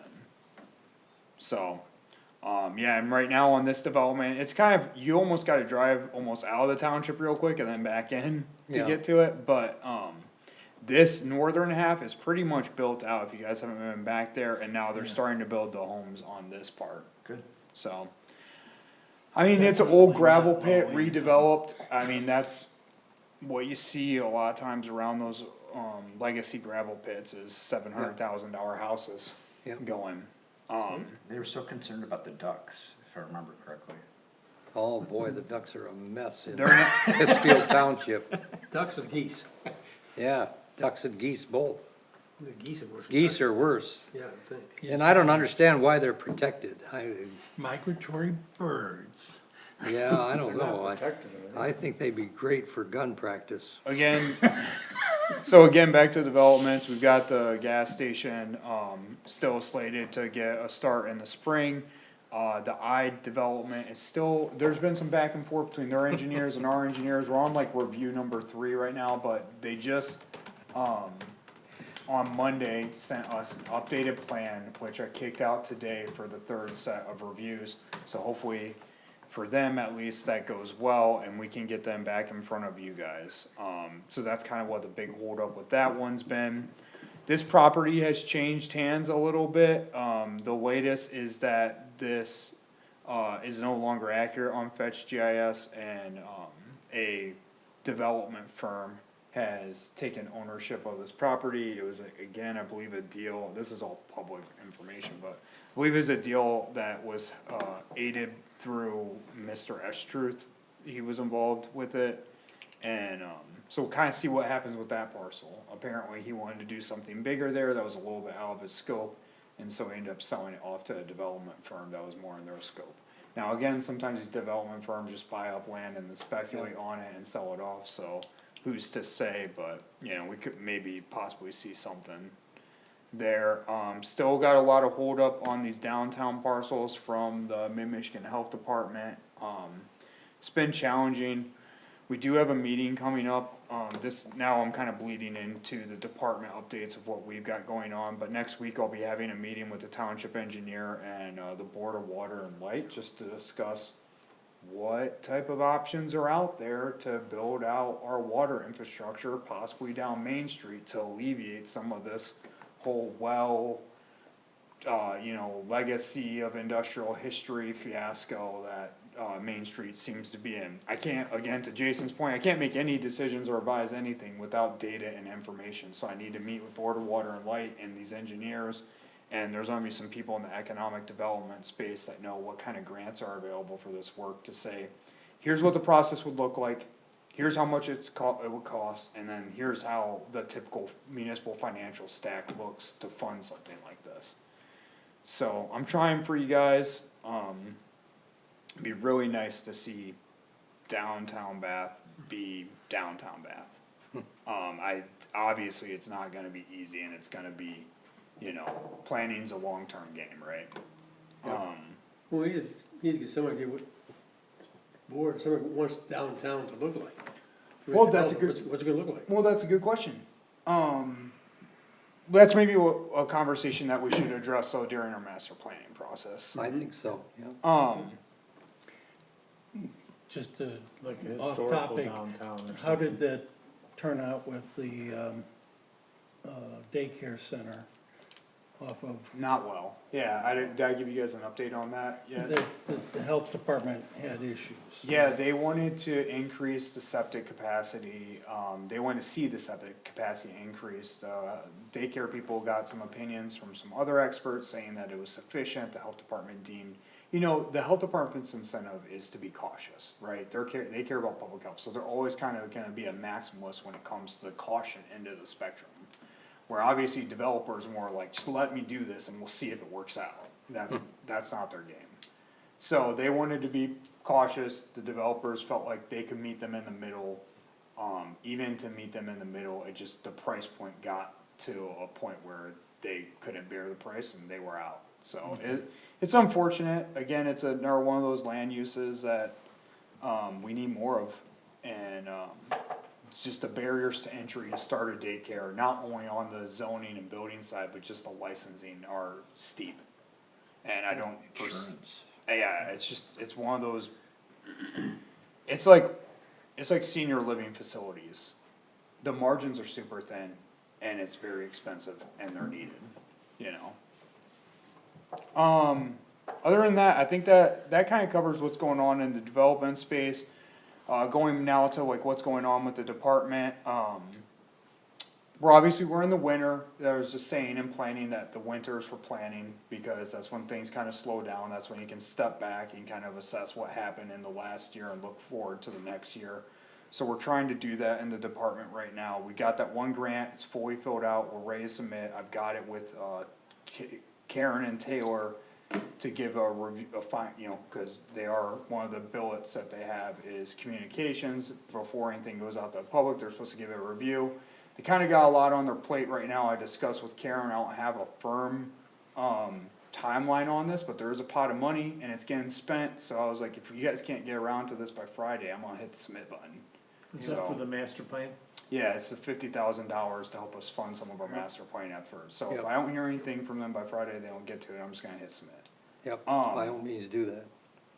So, so that's going on with the department right now, Cade is a big, you wanna let them know that Yep. your announcement? I got a job offer which I accepted from the Region 2 Planning Commission, which is based out of Jackson, so I am gonna be done on the 17th, so this will be my last planning commission meeting, Sad. you know? It's nice working with y'all, But thank you. congratulations. Congratulations. Thanks. No, Sounds like a great opportunity. Yep. Cade's been great, obviously, it's sad for me, because like, I feel like, like, we get them to a certain point and then they just leave us. But that is the whole point of the program, so Yep, that we're, is. we're really happy for Cade. He's not gonna be too far away, so it's a planning region just south of us, so. Yep, I think Jackson is the biggest community. in Yeah, the planning Jackson's the region. biggest city and county in that region. Yeah, so, I mean, congrats, man, like, I know that I was, we were talking internally, so hard, and, I mean, Jason, you work with a lot of students, so you know that this gap between when you end college and you have to start your career is like one of the most stressful times in most people's lives, it's definitely a stressful time in my life. So, landing that first, real job out of college is huge, and you definitely put in the work. This is actually Cade's second internship he had during college. Yep. So he definitely put in the work, to, build out his resume, and so good on him, cause I know if you talk to all the kids, I hate to call you guys kids, you're adults, but you're so young to me. All the young adults that we have that work with our department, I'm always, surprised how driven and knowledgeable they are. I think back to like what my standard peer was doing when they were 20, 21, and it wasn't thinking about how they can build out their resume, so. Yep. I think you guys all put in a lot of hard work and you'll reap the rewards of that. Can I make a comment on top of that, or in addition to that? I'm not, go for it. So Kathy, my colleague, who's the internship coordinator in our college, met with Miles, and when she came back, she had glowing things to say about Miles. But one of the things that she commented on was the phenomenal placement rates that interns have who go through that township planning. And so, Yep. in addition to congratulating Cade on his successful landing of a great job, we should congratulate Miles on providing excellent mentorship Yes. for interns. Yep. It's a service both to the township as well as to students and the university. Yeah, so far we got 100% success rate, so. Yep. And that's huge. So congratulations, Miles. Yep. No, I mean, they put in the work, so, yeah, it's good. We did exit interviews with all of our interns, and one of the main feedback we get is, you know, because they were able to sit in on the planning commission, work with you guys, write ordinances, when they go in for that job interview, and I even know like my internship with the city of Flint when I was in my sophomore years of undergrad, they had me in a back room, like doing, you know, footprint analysis on GIS. Where I never saw the planning commission, I never worked with them at all, so when they go into these interviews, they're like, okay, these kids know the whole deal, you Yep. know, and so it helps. And who designed that? I don't know. I'm not good at phrasing. Okay, so other things going on in the department, so what that does mean for us though, you know, fortunately, cause we do get the opportunity to work with so many great interns, is that we'll probably will in the next week or two be putting out a call for new interns. It's a good time to do it because they're on break. The students are able to also take a step back, probably check their emails a little bit more after finals. Hopefully, you know, we'll reach out to our new partners at the university, make sure they get the job posts and hopefully get a good pool of interns. I'm hoping maybe like mid to late January, we'll have somebody in here. In the meantime, Allison is obviously willing to step up and help out where she can. It sounds like you guys have a pretty long break. I don't think they go back till, is it the 13th or something? Yeah, we got a little while. Yeah, that sounds about right. Maybe the week before the 13th. I can't remember. It's the 13th. It's Yeah. the 13th. Okay. So Allison will be able to, she wants to get more hours over break, cause obviously money's a real thing and they, you know, Good. everyone needs it. So she'll be able to step up and I appreciate that too. But yeah, that's the plan on the internship front. Last thing I guess I'll say, is just overall permitting. Kate can speak to this too. We've had a lot of permits this year. Yo, I mean, we've I definitely. think we're at 134 right now for The- the zoning permits. Just the chart was kinda like this, my first couple of years here, and then we did one of these this year. So, I think that's largely due to, we've done some more outreach in the community to just say like, hey, here's what the rules are. We've been following up better with if we see a pole barn go up and there's no permit, we've been working with the new building, staff, Nick, Keck has been kinda stepping into Bert's role with AGS, and he's been more responsive to actually going out and tagging things. So that's created, you know, people are now being held accountable and therefore filing for work, permits. So that's been useful. And in my opinion, that's how it should be. I don't think it's a fair system when the people that are following all the rules have to pay all the fees and the people that just do whatever they want have zero repercussions. That's not fair. Yeah, so that's kind of been the department. It's been a busy year. It's been a really busy year. We'll create, as usual, starting beginning of January, maybe even just at the end of December, a report to go over kind of how the year closed out compared to our previous years, and we'll present that to you guys in January, so you can see kind of what the landscape is for the department. And this is, for some of you, your first year on the planning commission, but we do that at the end of every year, since I've been here at least, just so you guys have an idea of what permits look like, what ordinances look like, how many maps we made this year, cause that's not stuff you guys are always seeing from a day to day, but it's good to know kind of what's going on. And that's all I got. Well, we don't have any board rep. So trustee comments, I guess. Who wants to start? Mr. Zevry, anything? Nope, not now. Mr. Elmaji? I think your intern program really works well because, like you said, the interns get in and do the work, you know. Yep, it's They're not great. pushing- They're not pushing paper. No, it's a great program. Yeah, definitely. Yep. Jason? Just wanna express my appreciation for township staff, all of them, and all the work that they do, both at these meetings and in front of, and behind the scenes. Yeah, they do an excellent job. We're fortunate. Not that I stole that from George at all. Mark? Nothing more than what he said. I'd just like to echo both Mr. Sager and Mr. Ricci, on both their comments. We're very fortunate to have a good planner, and I think it, does reflect highly on our planner to the success of those that intern for him. Yep. So we greatly appreciate your hard work, and definitely wanna congratulate Kate on, your future. Thank you. I think that's a great opportunity from the sound of it. Yeah, no, I'm very excited. I'm, I don't know, it's a big change. Yeah, you'll kill it, man. Appreciate all your hard work for us. Yeah, no, thank you. It's been great to work with everyone.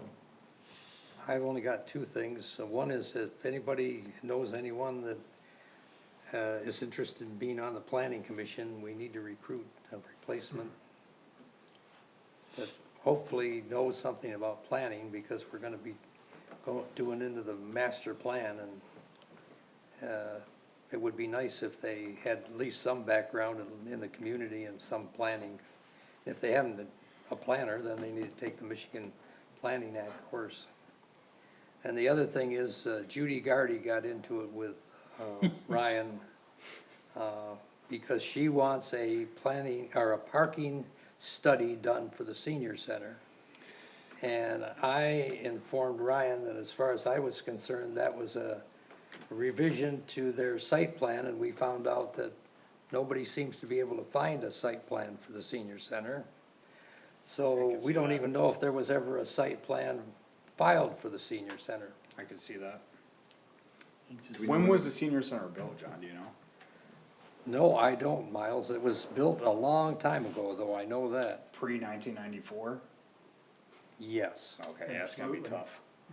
It's gonna, just based upon what I know about the basement, it's gonna be tough. Yeah.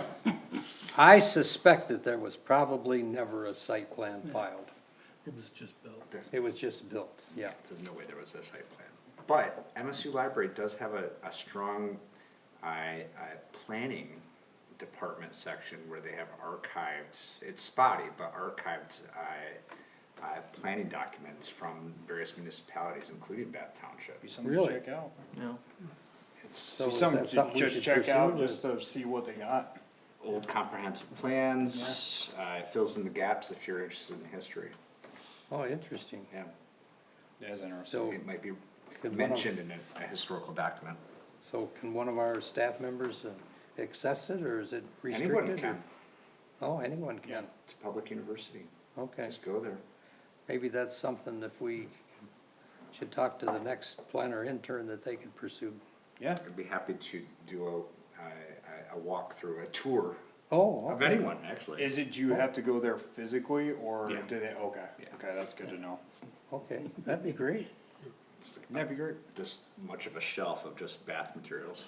Wow. I mean, it'd There just might be be cool something to in there. see how the land use plans have developed over time. Yeah, you that'd be know? interesting too. Cool. So, Yeah, I'll be following up with that, that's interesting to me, especially going into the master plan process, see how it came up over the years. Yeah. Um, A lot of the documents related to I-69 going in. Oh, really? Are there, and so Tri-County planning is Yeah. a bunch of documents, and so interesting. a lot of our planning history as a township can be learned about through those documents. In terms Wow. of land use and, I didn't realize they had that yeah. information. Interesting. So anyhow, we may be challenged with doing a quote parking assessment of the senior center.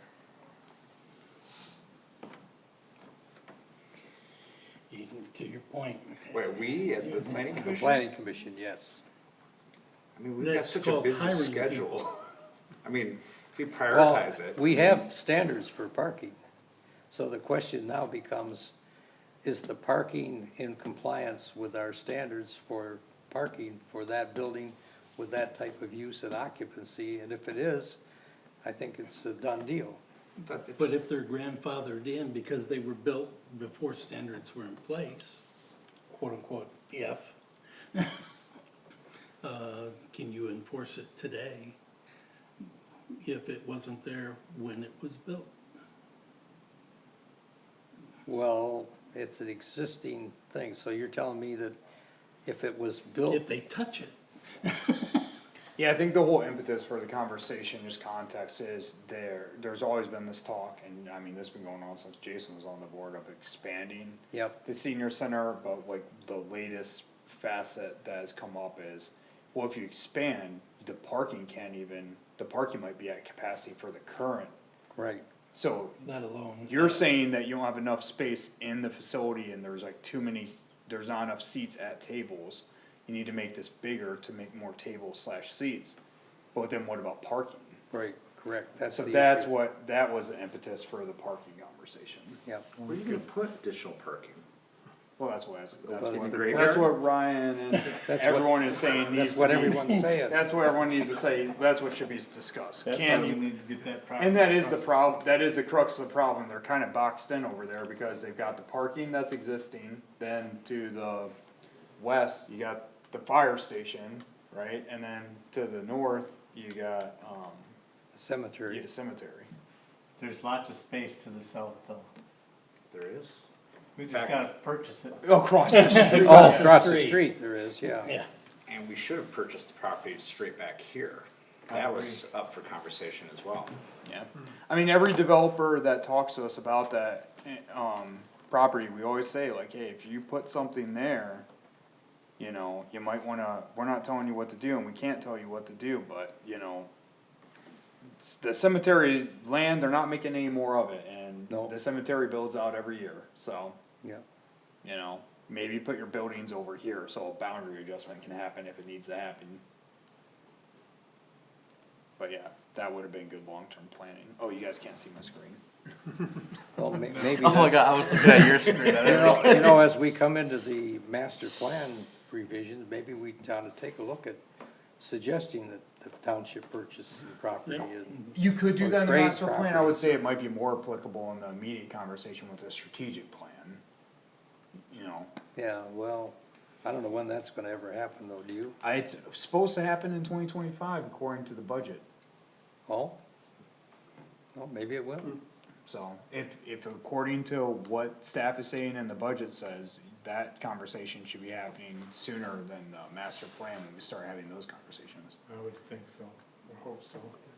They should be articulated in some way so that there isn't duplication of effort, especially if there's gonna be outreach to the community. well, I would hope there's gonna be outreach, yeah, Well, as part of both, you don't wanna have mixed messages, it should be a right, that's, single. good point, yeah, Yeah, that's a good point. that's a very good point. Yep, and this, back to the mentoring, I think everybody remembers Alexa. She was hired by Matt, and he didn't even interview her, he offered her a job based on her recommendation for the planning commission. And he's absolutely delighted with her.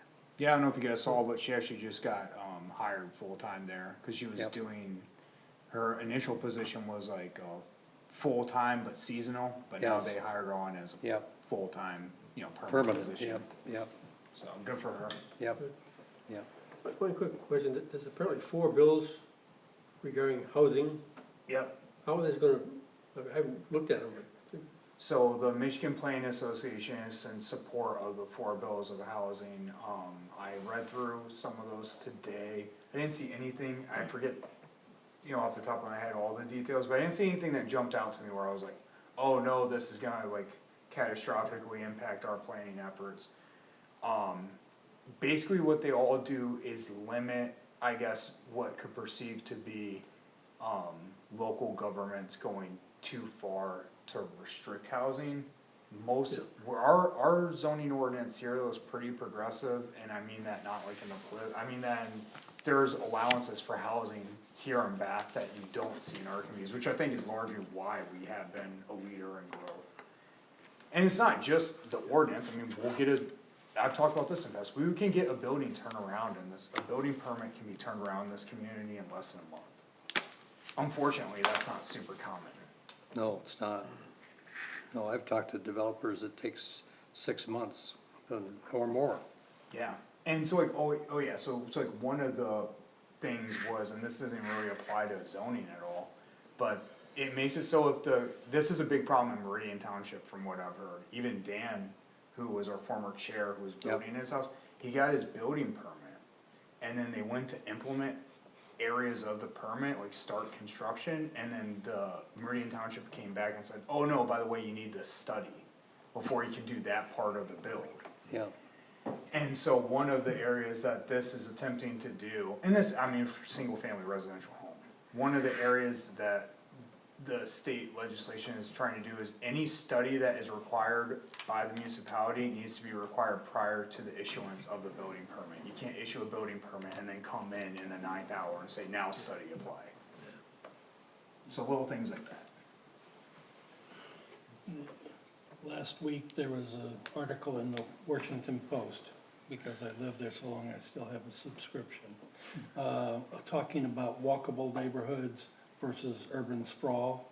And it was quite interesting to understand people like the idea of walkable neighborhoods, but they love sprawl.